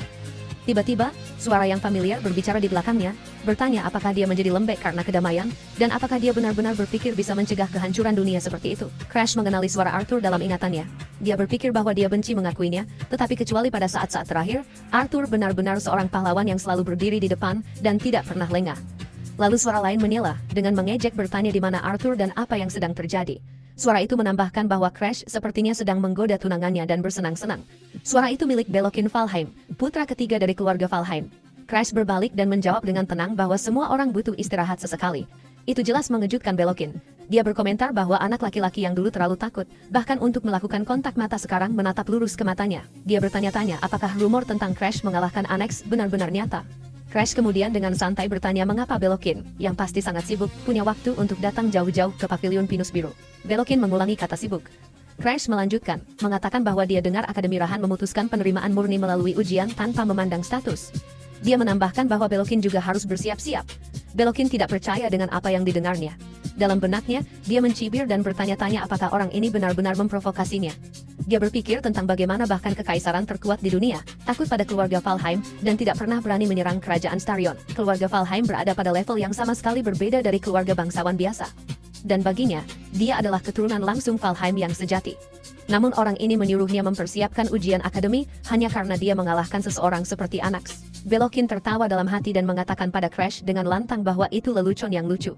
Dia menambahkan bahwa wajar bagi rakyat jelata untuk khawatir apakah mereka bahkan bisa masuk ke akademi. Crash dengan tenang setuju mengatakan bahwa dia kira begitu, tetapi di dalam hati, dia bertanya-tanya ada apa dengan sikap itu. Belokin kemudian mengatakan bahwa alasan sebenarnya dia datang hari ini adalah untuk menyampaikan perintah. Crash mengulangi kata perintah dengan bingung. Belokin menjelaskan bahwa mereka akan mencegah penaklukan dunia yang terjadi di Danau Gunung Choir. Mendengar itu, Crash benar-benar terkejut. Dia bertanya bagaimana mungkin padahal misi keluarga tidak seharusnya wajib sampai usia 15 tahun. Belokin meyakinkannya, mengatakan jangan khawatir. Dia akan menemani Crash sebagai walinya. Dia kemudian sedikit mengejeknya, bertanya apakah adiknya, yang konon mengalahkan Anax, menjadi takut karena hal seperti ini. Crash segera menyadari apa yang sebenarnya terjadi. Dalam benaknya, dia tahu Belokin hanya mencoba memeriksa kekuatannya dan membuatnya tetap terkendali. Meski begitu, Crash setuju dan berkata, baiklah, mereka akan pergi. Di dalam hati, dia berpikir bahwa dia jauh lebih terbiasa dengan penaklukan dunia daripada kehidupan sehari-hari yang damai. Entah ini jebakan Belokin atau bukan, dia sudah punya jalan keluar. Bianca lalu bertanya kemana Crash akan pergi. Crash memberitahunya bahwa dia akan pergi sebentar karena penaklukan itu dan menyuruhnya untuk tidak mengikutinya. Bianca menjawab bahwa dia juga tidak akan ikut. Mereka berdua berpikir tidak masuk akal bagi anak berusia 13 tahun untuk menghentikan penaklukan dunia. Belokin mencibir dan bergumam tentang putri terkutuk ini. Crash segera menyela mengatakan bahwa dia adalah tunangannya. Dia menambahkan bahwa kakak laki-laki yang murah hati pasti tidak akan menganggap serius kata-kata anak berusia 12 tahun. Belokin terlihat frustrasi, tetapi dia tidak bisa membantah. Pada akhirnya, dia berbalik dan mulai berjalan pergi. Crash kemudian memuji Bianca, mengatakan bahwa dia melakukan pekerjaan dengan baik. Bianca berkata dia tidak melakukan apa-apa. Crash menjawab bahwa jika dia bahkan tidak menyadarinya, itu tidak apa-apa.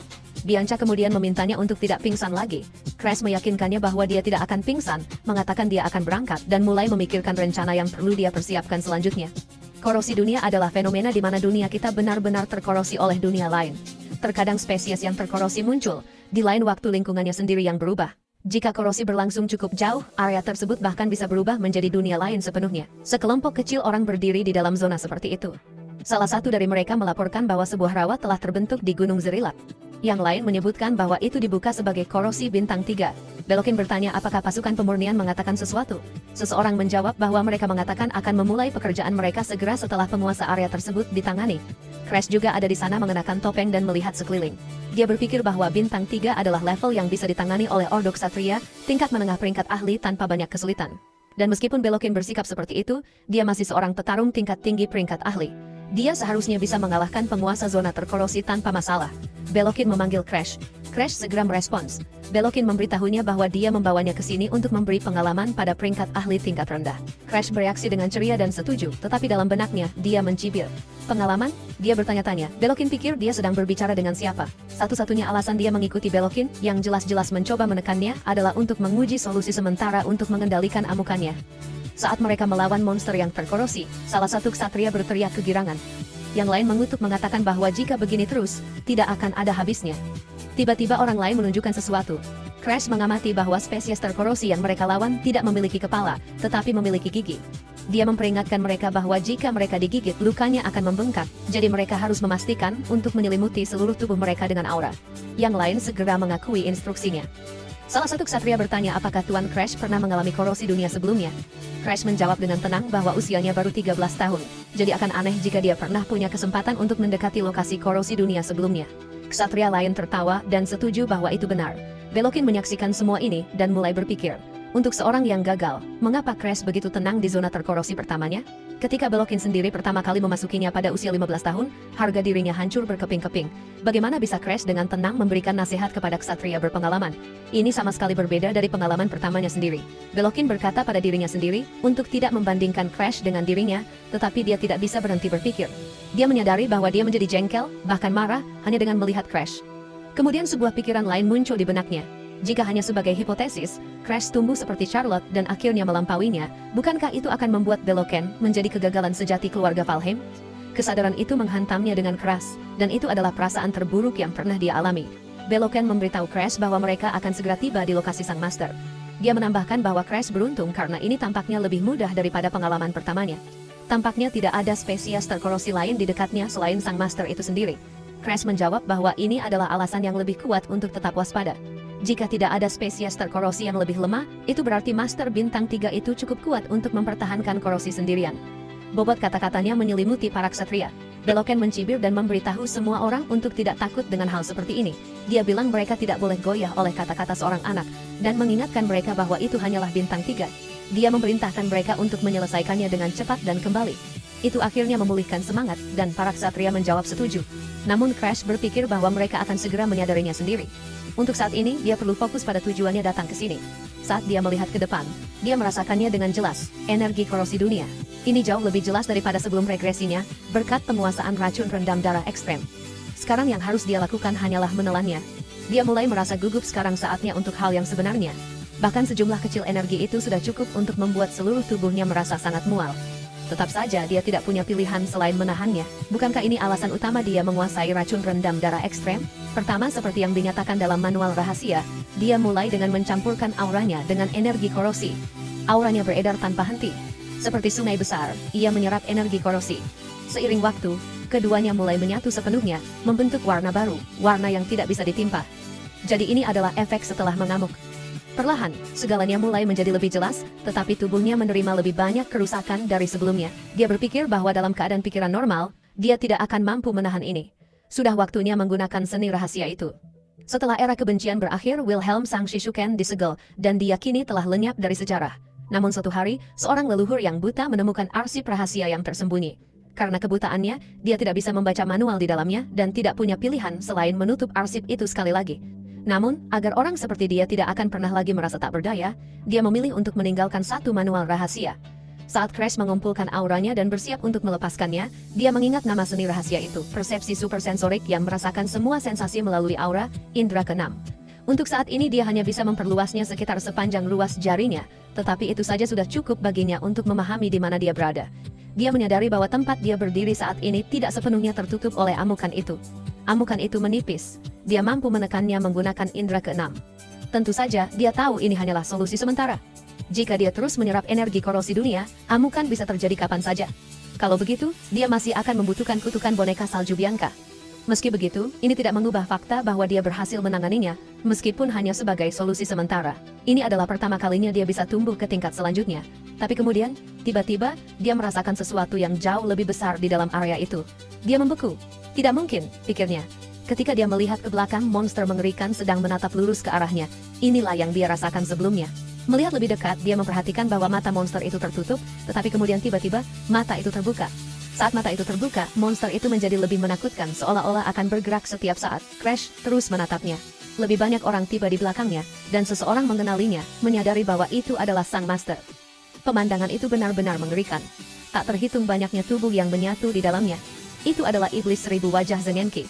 Pada saat itu, suara komando terdengar memerintahkan semua orang untuk bersiap-siap bertempur. Belokan menghunus pedangnya dan yang lain juga menyiapkan senjata mereka. Saat mereka mulai melepaskan aura mereka, Ignis menyala dan rasa percaya diri menyebar di antara mereka. Salah satu ksatria memuji Belokan, berpikir bahwa Ignisnya selalu luar biasa untuk dilihat. Yang lain menambahkan bahwa itu bukan hanya untuk pertunjukan. Kekuatan penghancurnya sangat besar. Lagi pula, itu adalah skill yang membakar targetnya apapun itu. Crash memperhatikan Ignis dengan tenang. Dia berpikir bahwa ini adalah skill yang membakar lengannya sebelumnya. Kenangan muncul kembali. Belokan menendangnya berulang kali di masa lalu, mengejeknya dan bertanya apakah dia akhirnya mengerti perbedaan kekuatan mereka, mengatakan dia tidak punya waktu untuk disia-siakan pada sampah sepertinya. Crash berpikir bahwa sebelum regresi, Belokan benar-benar gila. Dia bertanya-tanya seperti apa dia sekarang. Anehnya, Crash merasa sedikit bersemangat saat dia mempersiapkan diri. Dia berharap Belokan tidak berubah sama sekali. Sementara itu monster itu terus mengamuk. Wajah-wajah terlepas dari para prajurit satu persatu. Seseorang panik bertanya-tanya apakah ini kutukan penghapus wajah. Yang lain menyadari bahwa bahkan para ksatria senior pun kesulitan melawan 8 lengan monster itu. Tidak mungkin para murid seperti mereka bisa menghindari kutukan itu. Jika sudah begini, lari mungkin satu-satunya pilihan mereka. Kemudian suara komando memotong kekacauan, memerintahkan semua orang untuk menyerang. Itu Belokan. Masih diselimuti api, Belokan mengayunkan pedangnya, mengirimkan semburan api yang langsung menghantam monster itu. Makhluk itu mengeluarkan teriakan mengerikan saat dilalap api. Seluruh area terbakar bersamanya. Belokan berteriak agar semua orang tidak menyerah, menyatakan bahwa dia akan menciptakan celah. Dia berdiri tegak di tengah api. Melihatnya seperti itu, yang lain akhirnya merasakan percikan keberanian. Mereka memujinya, mengatakan itu persis seperti yang mereka harapkan dari Belokan, bahkan sang penjaga pun tidak bisa melawan. Mereka berteriak untuk mengikutinya. Semangat mereka meningkat tajam. Belokan membiarkan dirinya tersenyum kecil. Dia bertanya-tanya apakah Crash sedang menonton tontonan ini. Kemudian pikiran lain terlintas di benaknya. Crash tidak terlihat dimanapun. Mungkinkah dia sudah mati? Tapi Crash masih di sana, tersembunyi dari pandangan. Belokan memperhatikan bahwa Crash tidak memperhatikannya, melainkan menatap iblis 1000 wajah. Bingung, Belokan melihat kembali monster itu sendiri. Meskipun dilalap api yang begitu hebat, iblis itu masih bergerak, masih menangis. Setiap wajah yang menyatu di tubuhnya menangis. Pada saat itu bahkan Belokan merasa ada sesuatu yang salah. Dia sadar kalau terus begini, ini berbahaya. Sekarang dia mengerti kenapa Crash fokus pada benda itu selama ini. Tanpa ragu Belokan melompat mundur. Belokan merasakan tekanan yang luar biasa dan berpikir bahwa ini mustahil. Dia sadar mereka harus membunuh iblis 1000 wajah sekarang juga sebelum anomali lain terjadi. Dia memerintahkan semua ksatria untuk menyerang iblis 1000 wajah dan melepaskan gelombang tebasan api lainnya. Tapi kemudian dia menyadari ada sesuatu yang salah. Dia berpikir meskipun serangannya sudah dilapisi aura, itu tidak berpengaruh sama sekali. Dia segera memerintahkan para ksatria untuk melancarkan serangan berikutnya sebelum iblis itu berubah lebih jauh. Sekarang bahkan Belokan pun mengerti. Meskipun monster ini hanya bintang 3, dia jauh lebih merepotkan dari yang seharusnya. Sejenak, dia terdiam.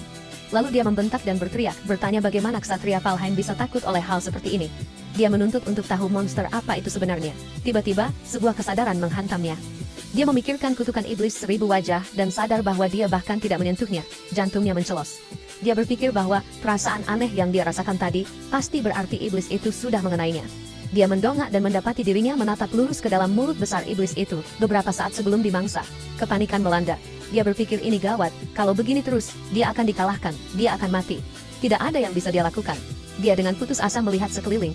Lalu, tanpa diduga, monster itu sendiri mulai merasakan tekanan. Tubuhnya mulai terdistorsi seolah tidak bisa menahan sesuatu.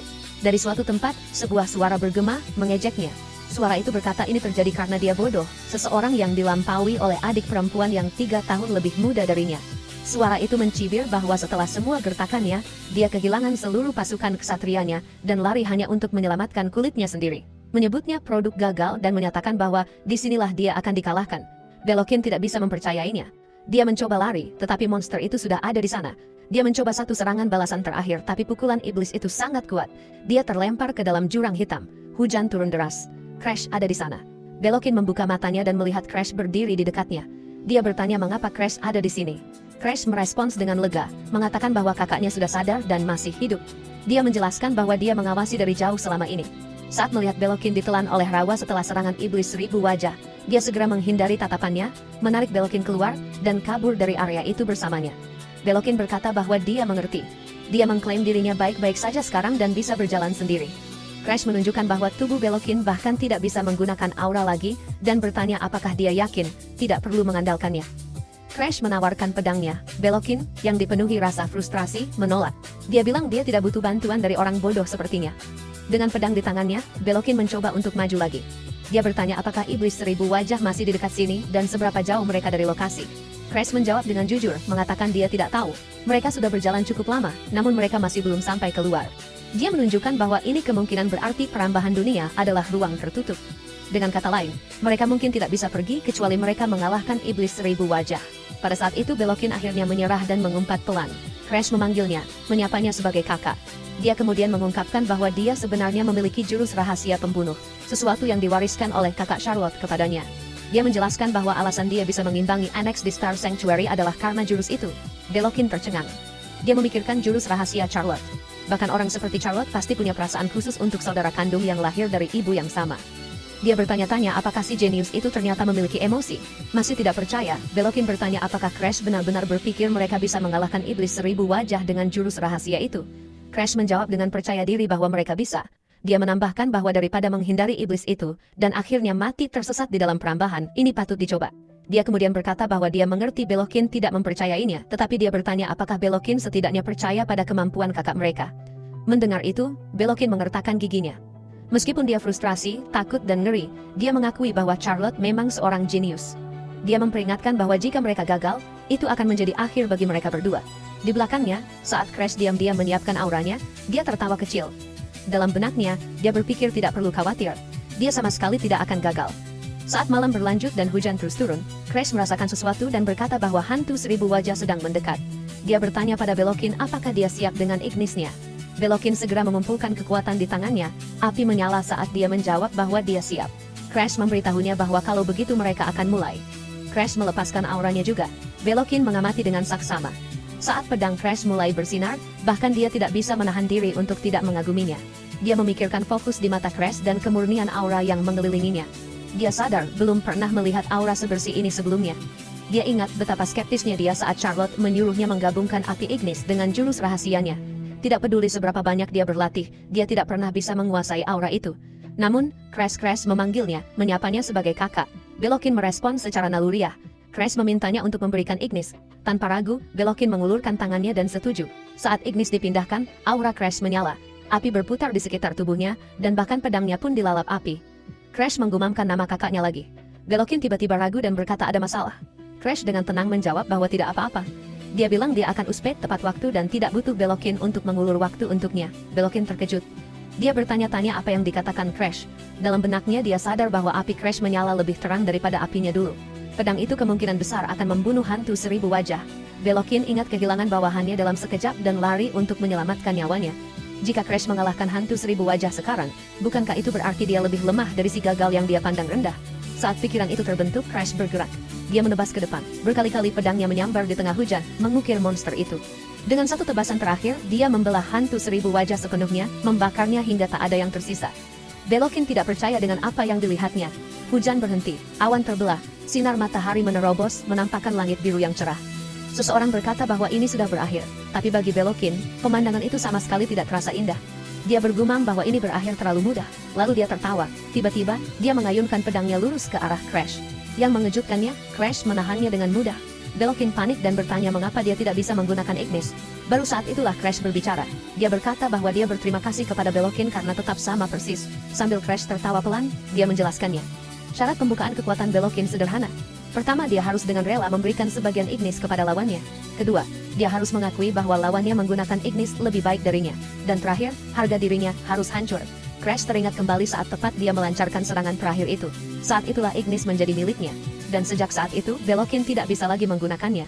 Crash memberitahu Belokin bahwa pada awalnya, dia benar-benar berpikir akan menyenangkan jika bisa akur dengan saudara-saudaranya. Tapi sekeras apapun dia mencoba, dia masih ingat betapa menyakitkannya perjuangan perebutan takhta yang dipaksakan itu baginya, dan bagaimana Belokin menyuruhnya untuk tidak melakukan hal yang tidak perlu. Crash berkata, hal itu tidak pernah terwujud karena permusuhan Belokin yang jelas. Dia melanjutkan dengan mengatakan bahwa, meskipun begitu karena mereka bersaudara, dia masih punya sedikit harapan bahwa Belokin mungkin akan mengakuinya kali ini. Tapi untungnya atau sayangnya, sepertinya Belokin tidak pernah punya pilihan itu. Dengan Belokin yang benar-benar tumbang, Crash bertanya dengan tenang apakah itu sakit. Dalam benaknya, dia berpikir bahwa dia menggeliat kesakitan dengan cara yang sama saat Belokin membakar lengan dan wajahnya waktu itu. Sekarang akhirnya giliran Belokin untuk menerima karma itu. Crash tertawa dan berkomentar bahwa cuacanya ironisnya bagus. Kemudian, sebuah pengumuman menyebar di rumah utama Valheim yang mengatakan bahwa pasukan kesatria Tuan Belokin telah musnah. Orang-orang mulai berbisik. Seseorang berkata bahwa erosi itu ditingkatkan menjadi bintang 5 dan menurut aturan, diperlukan respons kelas spur. Mereka menambahkan bahwa jika Tuan Belokin tidak mengorbankan dirinya, Tuan Crash tidak akan bisa kembali dengan selamat. Orang lain mencibir, mengatakan bahwa hanya si tidak berguna itu yang selamat. Suara itu milik kepala pelayan pribadi Belokin. Seketika, kepala pelayan keluarga Valheim membentak, menyuruhnya untuk menjaga ucapannya. Dia menyatakan bahwa Crash adalah adik yang dilindungi oleh Tuan Belokin dengan nyawanya. Dia memerintahkan semua orang untuk tidak membiarkan kematian terhormat Tuan Belokin menjadi sia-sia. Kepala pelayan itu menangis. Crash mengamati dalam diam. Dalam benaknya, dia mencatat bahwa mereka tampaknya telah sepenuhnya menerima kesaksian itu, jadi dia tidak perlu khawatir lagi tentang masalah ini. Berkat Belokin, dia mendapatkan banyak hasil dari ekspedisi ini. Dia memastikan bahwa dia bisa mengendalikan amukan yang disebabkan oleh korosi dunia sampai batas tertentu, menggunakan indera keenamnya. Dia menjadi mampu menggunakan racun darah ekstrem dan melalui ignis, bahkan api hitam. Karena ignis adalah skill yang bisa membakar apa saja, dia mencoba menerapkannya pada kekuatan korosi dunia. Dia tidak pernah menyangka akan memiliki efek seperti itu. Daya tembak api hitam itu melebihi ekspektasinya. Dia berpikir bahwa dia bisa menggunakannya sebagai kartu truf. Warnanya agak tidak menyenangkan tapi seharusnya tidak apa-apa.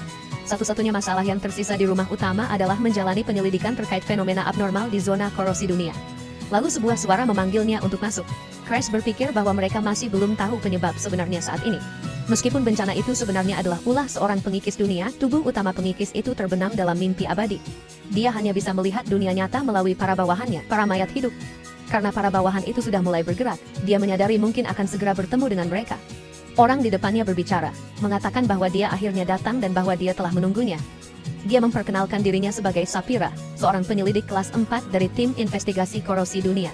Saat Crash menatapnya, dia melihat sesuatu yang tidak biasa, sebuah bintang hitam. Bukannya bereaksi dengan hati-hati, dia tersenyum ceria dan berkata bahwa dia tidak menyangka akan bertemu dengannya secepat ini. Sapphira bereaksi dengan bingung dan memintanya untuk mengulanginya. Crash kemudian dengan santai memanggilnya mayat hidup dan mengatakan, dia ingin membuat kesepakatan. Dia bilang dia akan menghapus keabadiannya. Tiba-tiba, Sapphira tertawa terbahak-bahak. Dia bertanya terus terang apakah dia seorang regressor. Lalu dia mengungkapkan kebenarannya. Dia berkata dia sedang mencari orang lain, sesuatu yang lain, tapi tidak pernah menyangka akan menangkap target yang tidak relevan seperti itu. Sang abadi dari Taman Merah, August, seorang pria pernah dirantai di sana. Beberapa jam sebelum regresi di bawah perintah Arthur, ada upaya untuk mencuri keabadiannya, tetapi berakhir dengan kegagalan. Seorang wanita di sana berkata bahwa dengan ini, sang abadi akan sibuk sepenuhnya meregenerasi tubuhnya, tidak memberinya ruang untuk memerintah bawahannya. Dia menambahkan bahwa alasan sang abadi memiliki begitu banyak bawahan, adalah karena tubuh aslinya tidak bisa bergerak karena kutukan. Entah bagaimana katanya, itu hampir membuatnya merasa sedikit kasihan padanya. Arthur segera membentak, menanyakan bagian mana dari itu yang menyedihkan. Dia mengingatkannya betapa banyak masalah yang mereka lalui karena sang abadi itu menaikkan peringkat zona korupsi, menyuruhnya untuk tidak berpura-pura tidak bersalah. Wanita itu menjawab bahwa itu bukan niatnya. Sigrun menyela, menyuruh mereka berhenti berdebat sia-sia. Dia berkata bahwa, bagaimanapun ini menyelesaikan masalah sang abadi, tapi sayangnya bagi Crash, dia tidak bisa mencuri keabadian. Crash tertawa dan setuju. Tapi dalam benaknya, dia berpikir bahwa, bahkan jika dia dilahirkan kembali, itu tetap tidak mungkin. Syarat pembukaannya mutlak, dia harus lebih kuat dari sang abadi. Bagaimana hal seperti itu bisa mungkin terjadi? Kembali ke masa kini, Crash bertanya dengan tenang, apa yang membuatnya berpikir dia seorang regressor. Sapphira menjawab bahwa saat seorang anak biasa berani mengusulkan kesepakatan yang begitu berani, itu hanya bisa berarti satu hal. Dia berkata, dia adalah seorang regressor yang terperangkap dalam roda waktu, namun dia mengklaim bisa membunuh seseorang sepertinya, makhluk yang melampaui waktu itu sendiri. Dia menyuruhnya untuk tidak berbohong begitu jelas. Saat dia bersiap untuk menunjukkan kekuatan penuhnya, Crash mengangkat tangannya. Dia bilang itu bukan kebohongan. Dia memberitahunya bahwa skillnya bisa mencuri, bahkan keabadiannya. Ketika dia merasakan aura yang luar biasa di sekelilingnya, Sapphira akhirnya menyadari apa itu Black Hood. Untuk pertama kalinya, ketakutan merayap di ekspresinya. Dia menyadari bahwa seseorang yang mampu membunuhnya, seseorang yang bisa mencuri kutukan keabadian, akhirnya muncul. Dia bertanya apa syaratnya. Crash menjawab bahwa dia ingin bantuannya untuk menjadi lebih kuat. Dia menjelaskan bahwa skillnya tidak akan aktif, kecuali dia menjadi lebih kuat darinya. Sapphira tertawa. Dia bertanya apakah itu berarti dia ingin dia menjadikannya muridnya. Dia berkata bahwa jika itu berarti terbebas dari keabadian, dia bahkan rela menjual jiwanya. Dia menerimanya. Dia menyatakan bahwa dia, Crimson Garden August, akan membesarkannya menjadi pria terkuat yang pernah ada. Crash merasa tertekan. Dalam benaknya dia berpikir bahwa bahkan tanpa tubuh aslinya, auranya saja sudah sangat menekan. Crimson Garden adalah kekuatan besar yang cukup kuat untuk menyaingi Arthur dengan bawahan yang bahkan lebih kuat darinya. Dan sekarang monster itu telah memilihnya. Crash berpikir bahwa dengan kerja samanya, dia bisa menjadi lebih kuat lagi. Bahkan jika dia harus meminjam kekuatan seorang perusak, dia ingin menghentikan korosi dunia, pemusnahan total. Dia mengingatkan dirinya sendiri bahwa skill adalah kemampuan unik yang hanya bisa dimiliki oleh satu orang di dunia. Berdasarkan prinsip itu, skill regresi kembali ke Arthur di kehidupan ini, yang membuatnya mustahil bagi Crash untuk beregresi lagi atas kehendaknya sendiri. Jika dunia hancur lagi di kehidupan ini, bahkan keberadaannya sendiri akan lenyap. Crash mengulurkan tangannya dan berkata bahwa, mulai sekarang, senang bekerja sama dengannya. Dia memanggilnya Grim. Sapphira bereaksi dengan bingung dan bertanya mengapa dia memanggilnya begitu. Dia lalu menyuruhnya untuk memanggilnya Master saja, dan dengan lembut menepuk kepalanya. Crash sedikit meringis dan berkata bahwa sekarang dia akhirnya bisa pulang. Grim bertanya apakah tempat ini bukan rumahnya. Crash, sambil mengusap benjolan di kepalanya mengatakan bahwa dia tinggal di sini bertahun-tahun yang lalu, begitu lama hingga dia bahkan tidak bisa mengingat wajah orang tuanya. Pada saat itu, seorang anggota ksatria langsung Nyonya Valheim, Valkyrie, muncul. Dia memberitahunya bahwa ibu Tuan Crash memanggilnya. Crash membeku. Dalam benaknya dia bertanya-tanya tentang ibunya. Dia bahkan tidak pernah menunjukkan wajahnya saat dia berada di Aula Chongqing. Apakah dia mendengar desas-desus bahwa dia berubah dan tiba-tiba menjadi tertarik?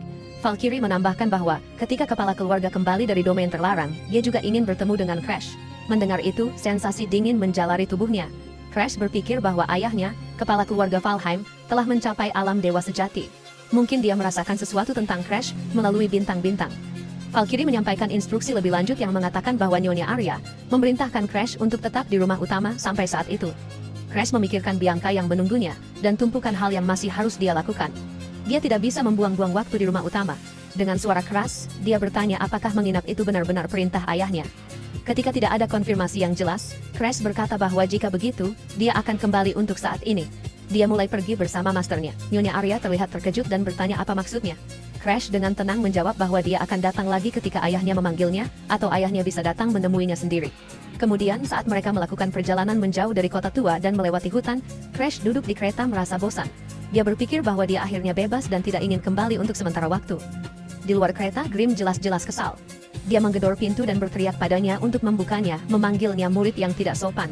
Crash menatap Grim dan berkata bahwa warnanya terlalu mencolok. Grim menyuruhnya untuk tidak khawatir dan mengatakan dia bisa mengubah warna sesuka hatinya. Dia menambahkan bahwa wujud ini terlihat seperti burung gagak dan bercanda bahwa warnanya sehitam mata Crash. Crash berpikir bahwa dia benar-benar menyebalkan. Dia kemudian bertanya tentang tubuh aslinya. Grim membentak, mengatakan bahwa dia tahu betul tubuh aslinya tidak bisa bergerak dan memanggilnya seorang regressor yang pemarah. Dia menambahkan bahwa regressor yang sebenarnya adalah Arthur. Crash berpikir dalam hati bahwa dia hanyalah seorang regressor yang tidak lengkap, yang meminjam skill Arthur. Tidak perlu menjelaskan itu pada Grim. Ketika mereka akhirnya sampai di rumah, Crash tiba-tiba teringat sesuatu dan memberitahu Grim bahwa ada anak ayam putih di aula Chongqing, jadi dia harus bersikap lembut padanya. Grim memiringkan kepalanya dengan bingung dan bertanya, anak ayam mana yang dia bicarakan? Pada saat itu Bianca muncul dan menyambutnya kembali, memanggilnya Tuan Crash. Crash menghela napas dan berkata bahwa dia sudah memberitahunya.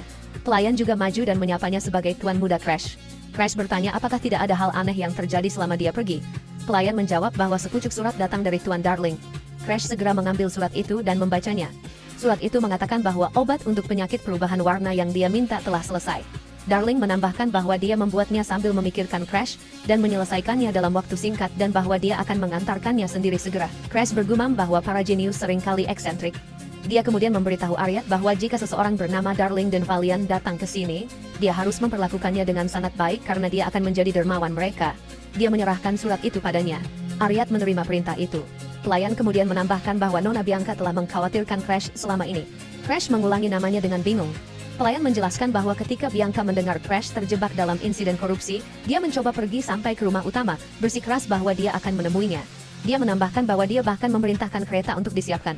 Mendengar itu, Crash berpikir bahwa dia sudah lama tidak memeriksa gembok Bianca. Diam-diam, dia mengaktifkan skillnya dan memeriksa. Dia segera menyadarinya. Syarat pembukaan pertama menjadi teman Bianca telah terpenuhi. Crash membeku karena terkejut. Gembok pertama Bianca telah terbuka. Bianca bertanya apakah ada sesuatu di wajahnya. Crash berkata tidak, menjelaskan bahwa dia hanya ingin memperkenalkannya pada teman baru. Dia bilang, nama gagak itu adalah Cream. Bianca dengan lembut mengambil gagak itu dan mengulangi namanya. Dia berkomentar bahwa dia selembut Cream kocok. Crash tersenyum dan berkata sepertinya dia benar-benar menyukai binatang. Dalam benaknya, Crash bertanya-tanya bagaimana cara membuka gembok kedua. Dia mengaktifkan skillnya lagi dan memeriksa. Syarat pembukaan kedua. Bianca menjadi teman Bianca. Crash memikirkannya. Biasanya, jika menyangkut orang-orang penting, itu adalah orang tua, anak, teman, atau kekasih. Secara teknis, dia sudah menjadi tunangannya, jadi kekasih mungkin adalah kategori terdekat. Pada saat itu, Grim tiba-tiba mencoba menjaga jarak dari Bianca. Crash berpikir lebih jauh, menjadi kekasih dengan Bianca yang tanpa emosi, bukanlah bagian dari syarat sebelum regresinya. Selain itu, di dalam hatinya, dia sudah dewasa. Merayu gadis seperti dia terasa salah. Grim bergumam sepertinya gadis pucat itu menyukainya, dan tidak mau melepaskannya. Crash menjawab bahwa dia pasti sangat menyukainya. Grim kemudian mengganti topik dan bertanya apa yang akan dia lakukan selanjutnya. Dia segera menyatakan bahwa dia ingin menguji kekuatannya. Dia bilang waktu bermain sudah selesai, dan menyuruhnya pergi ke tempat latihan. Crash sedikit terkejut tetapi setuju. Selama latihan, Grim dengan belak-belakan menyebutnya menyedihkan. Dia bilang sulit dipercaya seorang regressor bisa memiliki bakat seburuk itu. Crash mengangkat bahu dan berkata dia sudah memberitahunya bahwa dia adalah kegagalan total. Grim menunjukkan bahwa saat ini, dia hanya baru saja merangkak naik menggunakan pengalaman masa lalunya dan teknik rahasia. Dia bilang usaha seperti itu akan disusul oleh seorang jenius sejati dalam waktu kurang dari 5 tahun. Lalu dia menambahkan bahwa itu hanya jika mereka berbicara tentang bakat murni. Di hadapannya, bakat tidak ada artinya. Crash memiliki keahliannya. Jika dia kurang berbakat, dia hanya perlu mencurinya dari orang lain. Dia memberitahunya bahwa seseorang yang tidak akan pernah bisa lepas dari posisi terendah akan diangkat olehnya. Dia akan melihat segalanya dari tempat yang lebih tinggi, dari awan, dan pada akhirnya mencuri bahkan keabadiannya. Untuk pertama kalinya, Grimm menunjukkan wajah aslinya. Crash menatapnya dan dengan tenang berkata bahwa itu sudah jelas. Beberapa hari kemudian, Darling tiba dengan ceria, menyapa mereka dengan keras dan bertanya apakah dia membuat mereka menunggu. Crash bertanya sejak kapan dia menjadi sayangnya Darling. Darling tertawa dan berkata itu dingin sekali. Crash mengabaikannya dan bertanya apakah dia membawa apa yang dia minta. Darling menyeringai dan secara dramatis menyajikannya, mengatakan bahwa akhirnya selesai. Dia dengan bangga bertanya apakah dia seorang jenius atau bukan. Crash melihatnya dan menjawab bahwa tidak perlu menyatakan hal yang sudah jelas. Dia berkata Darling memang selalu jenius. Darling mengeluarkan suara kecil dan mencoba melangkah lebih dekat. Crash segera menyuruhnya untuk berhenti. Darling berhenti dan berkata, benar juga ada sesuatu yang ingin dia sampaikan. Dia menjelaskan bahwa tampaknya Annex telah berubah.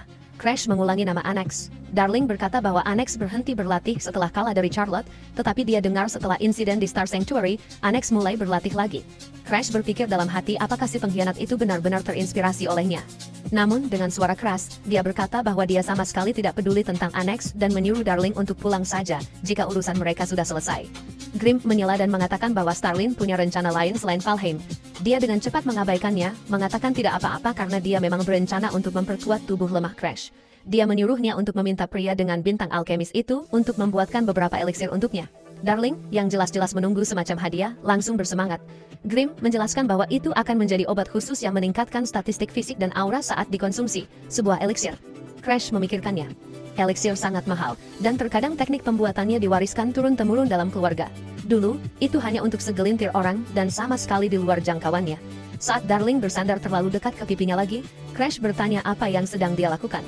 Grimm menyela dan mengatakan bahwa dia tahu formulanya, jadi dia hanya perlu memberitahu Darling apa yang harus dilakukan. Dia menambahkan bahwa ada satu hal lagi yang dinantikan sebelum turnamen. Darling menunjukkan bahwa Crash baru saja menyuruhnya pulang tadi. Crash berubah pikiran dan memberitahunya bahwa dia ingin dia membuat eliksir. Darling terkejut dan bertanya apakah ini mendadak. Dia bercanda bahwa mungkin berita tentang Annex membuatnya bersemangat. Lalu dia bertanya apakah Crash bahkan mampu membeli bahannya, menunjukkan bahwa Valheim tidak akan mendukungnya. Crash menyuruhnya untuk tidak khawatir dan berkata dia akan mencari cara. Dalam benaknya, dia tahu dia bisa mengaturnya menggunakan pengetahuannya dari sebelum regresi. Grimm menyuruhnya untuk mengulangi perkataannya. Crash mulai menyebutkan bahan-bahan untuk eliksir. Seiring berjalannya daftar itu, Darling menjadi semakin terkejut. Dia bergumam tidak percaya dan mulai menulis semuanya, mengulangi langkah-langkahnya pada dirinya sendiri. Dia bertanya dari mana Crash mendapatkan informasi semacam ini. Untuk pertama kalinya setelah sekian lama, Crash merasakan sedikit kebanggaan atas pengetahuannya. Dia dengan tenang memberitahu Darling bahwa itu adalah formula rahasia yang diwariskan di keluarga Valheim. Darling berkata seperti yang diharapkan dari keluarga Valheim, dia akan senang mencoba membuat eliksir itu. Namun masalah sebenarnya adalah mendapatkan bahan-bahannya. Dia menjelaskan bahwa dia bahkan tidak bisa mendapatkan jamur matahari panas salju atau ramuan naga emas. Dia mulai dengan jamur panas salju, mengatakan bahwa itu tumbuh di wilayah Hardened Hearts. Namun, pegunungan di sana curam dan erosinya parah, membuatnya hampir mustahil untuk dikumpulkan. Crash segera berkata bahwa dia akan bertanya pada tunangannya tentang itu karena rumah keluarganya ada di Hardened Hearts. Darling menyadari itu masuk akal dan mengangguk, lalu beralih ke bahan kedua. Dia menjelaskan bahwa ramuan naga emas adalah ramuan hantu yang konon hanya tumbuh di dekat sarang naga emas di wilayah terpencil kekaisaran. Crash mengatakan bahwa mereka mungkin bisa membelinya dari pasar gelap. Tapi jika kekaisaran tahu, itu akan menjadi masalah besar. Dia menambahkan bahwa jika tidak ada pilihan lain, dia harus memburu sendiri seorang pedagang pasar gelap. Darling menyela dan berkata bahwa ada cara yang lebih baik, rute yang sama sekali berbeda. Crash bertanya apa maksudnya. Darling menjelaskan bahwa ada turnamen bela diri junior yang diadakan di Kekaisaran Eivania untuk mereka yang berusia 15 tahun. Dia mengatakan bahwa jika Crash menempati posisi pertama, hadiahnya adalah ramuan naga emas. Dia bertanya apa pendapat Crash, dengan bangga menyebutnya ide yang bagus. Crash segera menunjukkan bahwa dia adalah seorang Valheim. Dia mengatakan Kekaisaran kemungkinan menggunakan turnamen untuk keuntungan politik melawan Akademi, dan jika seorang Valheim berpartisipasi, keadaan akan cepat menjadi kacau. Darling mengabaikannya dan berkata, tentu saja, dia punya rencana. Dia dengan percaya diri menyuruh Crash untuk menyerahkannya pada si jenius. Lalu dia tiba-tiba mengeluarkan sebuah botol kecil dan menyuruh Crash untuk meminumnya. Crash melihat cairan transparan itu dan bertanya apa itu. Bertanya-tanya apakah dia benar-benar harus meminum sesuatu seperti itu. Saat dia melakukannya, seluruh tubuhnya mulai berubah. Dalam sekejap, dia berubah menjadi seorang gadis. Terkejut, Crash berteriak dan bertanya apa-apaan ini.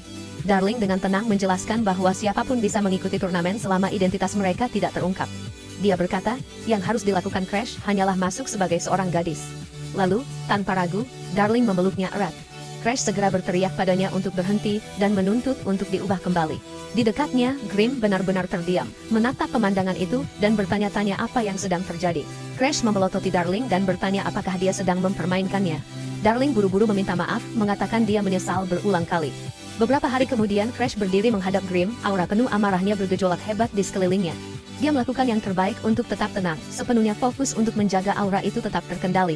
Grim mengamatinya dengan saksama. Sesaat kemudian, Grim juga menutup matanya dan bermeditasi, menekan aura merahnya yang menakutkan. Lalu dalam sekejap aura merah itu menebas lurus ke arah Crash. Crash merasakan serangan itu seketika. Dia membuka matanya dan mengayun, pedangnya memotong gelombang aura merah satu persatu. Namun kekuatan di baliknya masih terlalu besar. Tubuhnya tidak bisa sepenuhnya mengimbangi, dan dia terpaksa mundur, jatuh berlutut. Grim berbicara dengan tenang, mengatakan ini adalah batas mereka untuk hari ini. Dia menjelaskan bahwa teknik pedang murni yang diajarkannya pada Crash adalah gaya yang dimaksudkan untuk membaca serangan musuh tanpa ragu-ragu. Itu adalah teknik tingkat tinggi yang memungkinkan pengguna untuk langsung memahami gerakan lawan. Grim menambahkan bahwa ketika teknik ini digabungkan dengan intuisi alami dan indera keenam Crash, dia telah mencapai alam yang berbatasan dengan prakognisi. Meski begitu, Crash jelas kelelahan. Grim melanjutkan dengan mengatakan bahwa begitu Crash menggunakan eliksir untuk memperkuat tubuh fisiknya, gerakannya akhirnya akan menyusul pikirannya. Ketika itu terjadi, dia akan menjadi lebih kuat lagi. Grim berkata sudah waktunya mereka pergi dari sini. Crash mengangguk dan setuju. Setelah selesai bersiap, Crash berkata bahwa mereka harus berangkat. Dia bertanya pada Grim apakah dia tidak lupa membawanya. Crash teringat beberapa hari yang lalu saat dia meminum obat itu, dan berkomentar bahwa itu akan mudah ketahuan. Darling menjawab bahwa sihir pun tidak bisa mendeteksinya. Dia bilang jika Crash menggunakannya untuk menyamar sebagai rakyat biasa dari kerajaan lain, dia bisa masuk turnamen dengan aman. Crash membentak, mengatakan Darling seharusnya memberinya obat itu dari awal, bukannya mengubahnya menjadi seorang wanita. Darling tertawa dan berkata, itu hanya lelucon, menyuruh Crash untuk tidak terlalu marah. Crash bertanya berapa lama efeknya akan bertahan. Darling menjawab bahwa itu akan bertahan sekitar 1 hari. Crash mengeluh, menyadari dia akan terjebak dengan wajah itu sampai hari berikutnya. Kembali ke masa sekarang, Crash berpikir bahwa Darling bisa diandalkan, tapi sangat melelahkan. Kereta kuda sudah disiapkan. Kepala pelayan melangkah maju dan mengatakan bahwa dia sudah menunggunya, memanggilnya Tuan Muda Crash. Kepala pelayan menjelaskan bahwa dia membuat penawaran kepada Fluecker dari zona tanpa hukum, dan mengatur seorang pedagang untuk membantu penyeberangan perbatasan ilegal Crash. Dia menginstruksikan Crash untuk tetap bersembunyi selama perjalanan. Crash mencatat bahwa pria itu adalah pedagang spesies tererosi, dan berkata bahwa dia seharusnya bisa melewati perbatasan berkatnya. Dia memuji Ariat, mengatakan bahwa berkatnya, dia bisa meninggalkan Green Pine Manor di tangannya tanpa khawatir saat dia pergi. Kepala pelayan membungkuk dan berkata untuk menyerahkan segalanya padanya. Dia berjanji bahwa sama sekali tidak ada yang akan diizinkan masuk, bahkan kepala keluarga sekalipun. Kepala pelayan sudah bertekad bulat. Sehari setelah Darling memberikan obat kepada Crash, Crash berpikir tentang bagaimana penyakit diskolorasi adalah alasan sebenarnya dia menyerahkannya langsung kepada kepala pelayan.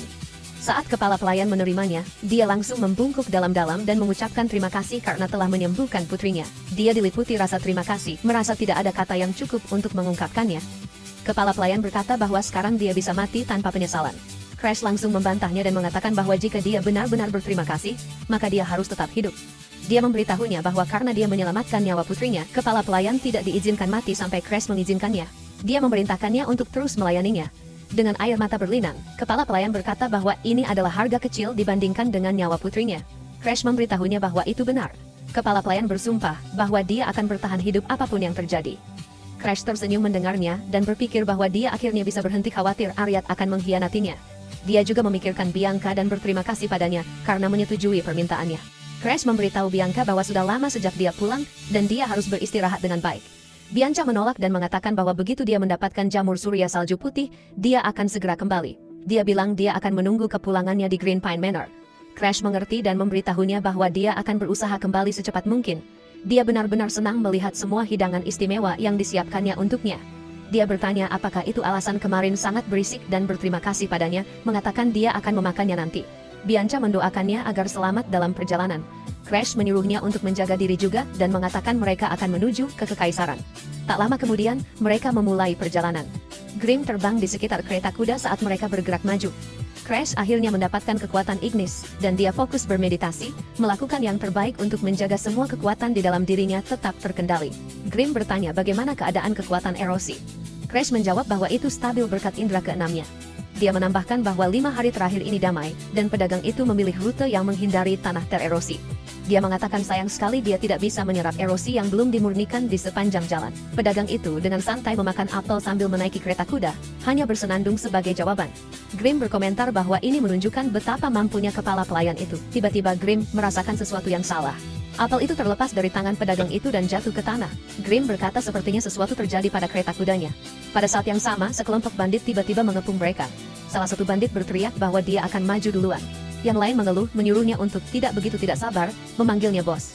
Saat para bandit menyerang pedagang itu, dia mulai menangis panik. Dia berpikir bahwa semuanya sudah berakhir dan dia sama sekali tidak merasakan kehadiran para bandit. Dia bertanya-tanya, apakah dia benar-benar akan dikalahkan seperti ini. Tiba-tiba, sebuah tebasan tajam melintas di udara, menebas beberapa bandit sekaligus. Crash melangkah maju, auranya terpancar sepenuhnya. Salah satu bandit berteriak, bertanya, ada apa dengan anak ini? Bos itu segera memerintahkan semua orang untuk menangkapnya. Semua bandit menyerbu sekaligus.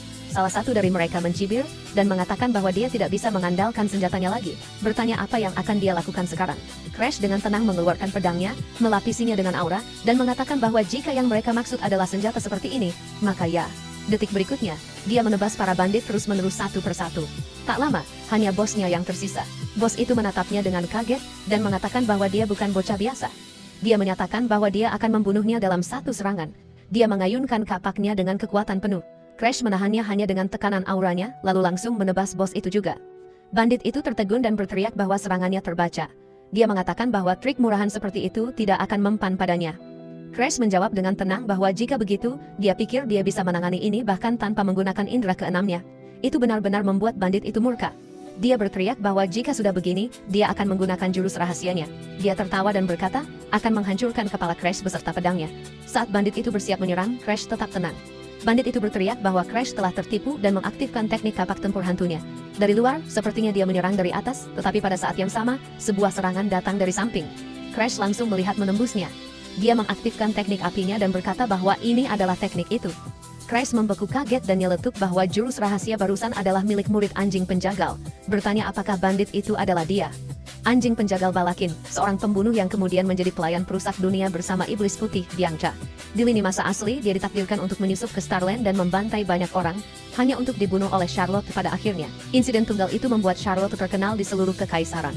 Setiap surat kabar membicarakan bagaimana seorang gadis berusia 16 tahun dari keluarga Valheim mengalahkan seorang pelayan perusak dunia, tapi waktu itu seharusnya belum tiba. Crash berpikir bahwa infiltrasi Balakin ke Starland seharusnya terjadi jauh lebih lama. Jadi mengapa bawahannya sudah aktif di zona tanpa hukum? Ada yang tidak beres. Setelah menebas bandit itu, Crash bergumam bahwa ini terjadi terlalu cepat.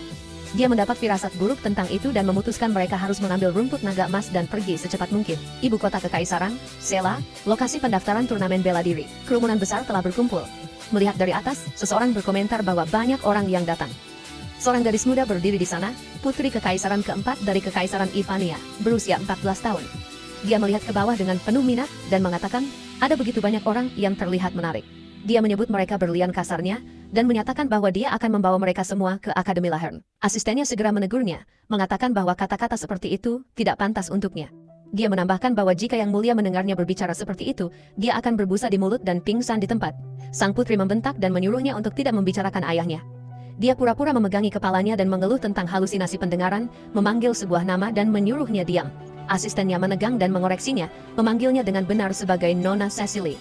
Cecily Ivania, putri bungsu kaisar. Pada usia 7 tahun, dia sudah memiliki pikiran cemerlang yang mampu memecahkan masalah matematika tingkat lanjut. Banyak yang percaya dia berpotensi untuk menulis ulang sejarah kekaisaran, dan ada suara-suara yang mendesak agar bakatnya dilaporkan langsung kepada Yang Mulia Kaisar. Itulah yang dipikirkan semua orang. Tapi Cecily berpikir sebaliknya. Dia tahu jika seseorang dengan fisik lemah sepertinya terlibat dalam perebutan takhta, dia akan langsung terbunuh.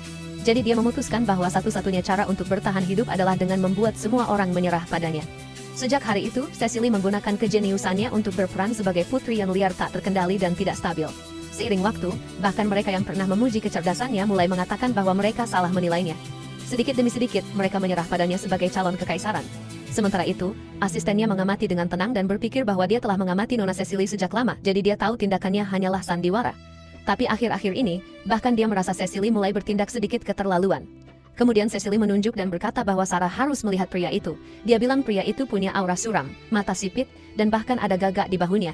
Dia mengatakan bahwa bagaimanapun kau melihatnya, dia terlihat seperti penjahat. Dia bertanya-tanya apakah pria itu mungkin berasal dari Valheim, musuh bebuyutan kekaisaran.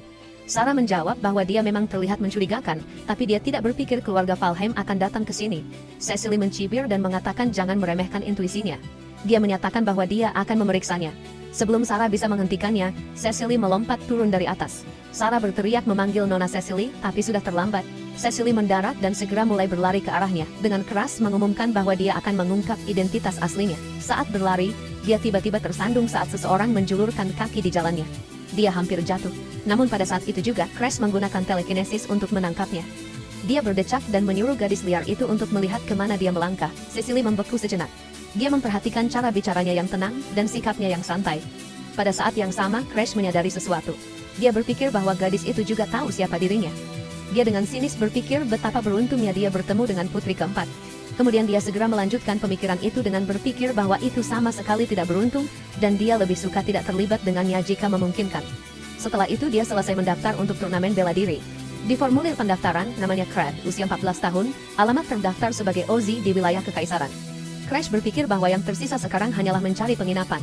Tapi kemanapun dia pergi, setiap tempat yang dia tanyakan sudah penuh. Dia bergumam sepertinya semuanya sudah dipesan. Dia menghela napas dan berkata, sepertinya dia akan tidur di luar malam ini. Saat itu, sebuah suara memanggilnya. Seorang wanita tua yang ceria melambai padanya dan bertanya apakah dia berpartisipasi dalam turnamen. Dia mengatakan bahwa jika dia tidak punya tempat tinggal, dia bisa menginap di tempatnya. Dia tersenyum hangat seperti nenek yang baik hati, yang penuh dengan niat baik yang tulus. Grimm segera memperingatkan bahwa ini jelas mencurigakan. Crash mengangkat bahu dan berkata bahwa jika tawaran itu nyata, maka dia akan menerimanya. Grimm berdecak dan bertanya apakah tidak ada yang pernah mengajarinya untuk tidak mengikuti orang asing. Crash menjawab bahwa dia selalu tidur di luar di kehidupan masa lalunya, dan dia muak dengan itu. Grimm terdiam sejenak lalu bergumam bahwa beginilah para regresor. Mereka tidak pernah belajar, mereka akhirnya tiba di rumah itu. Wanita tua itu berkata bahwa mereka sudah sampai dan memberitahunya bahwa dia bisa menggunakan kamar di belakang di lantai 2. Dia menambahkan bahwa dia akan segera menyiapkan makan malam dan menyuruhnya turun nanti. Crash berterima kasih padanya dengan tulus. Begitu masuk, dia melihat sekeliling dan berpikir bahwa kali ini dia benar-benar beruntung karena setidaknya dia punya tempat untuk tidur. Namun, saat dia melangkah masuk, dia melihat Cecily berdiri tepat di depannya. Dia menunjuk ke arahnya dan berkata bahwa itu adalah dia yang tadi. Crash segera mencoba menyembunyikan wajahnya. Grimm berdecak dan berkata bahwa itu memang jebakan. Dia mengeluh bahwa inilah mengapa dia menyuruhnya untuk tidak mengikuti orang asing. Crash berpikir jika gadis itu mengetahuinya, itu akan menjadi masalah besar. Dia memutuskan untuk mengabaikannya dan melarikan diri ke kamarnya. Dia terus berjalan, tetapi Cecily mengikuti dan menggodanya, mengatakan betapa anehnya gadis manis sepertinya berbicara dengannya, dan dia mengabaikannya.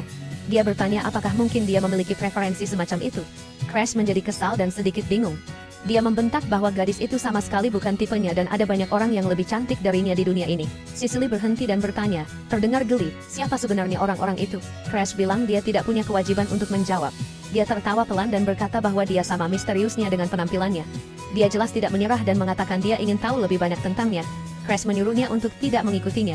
Dia mengabaikannya dan menyarankan agar mereka makan bersama, mengatakan dia ingin belajar lebih banyak tentangnya. Crash menghela napas dan mengatakan, itu terlalu merepotkan dan menolak. Cecily mengangkat alis dan bertanya, apakah dia benar-benar berpikir tidak apa-apa bersikap seperti itu, padahal dia tahu Cecily adalah seorang putri. Suasana tiba-tiba menegang saat dia mulai bersandar pada otoritasnya. Kemudian dia dengan santai menyebutkan nama dan asalnya yang terdaftar, mengatakan Craig dari Starling. Itu membuat Crash membeku sejenak. Dia benar-benar terkejut dan berpikir bahwa gadis ini tahu dari mana asalnya hanya dari percakapan singkat mereka.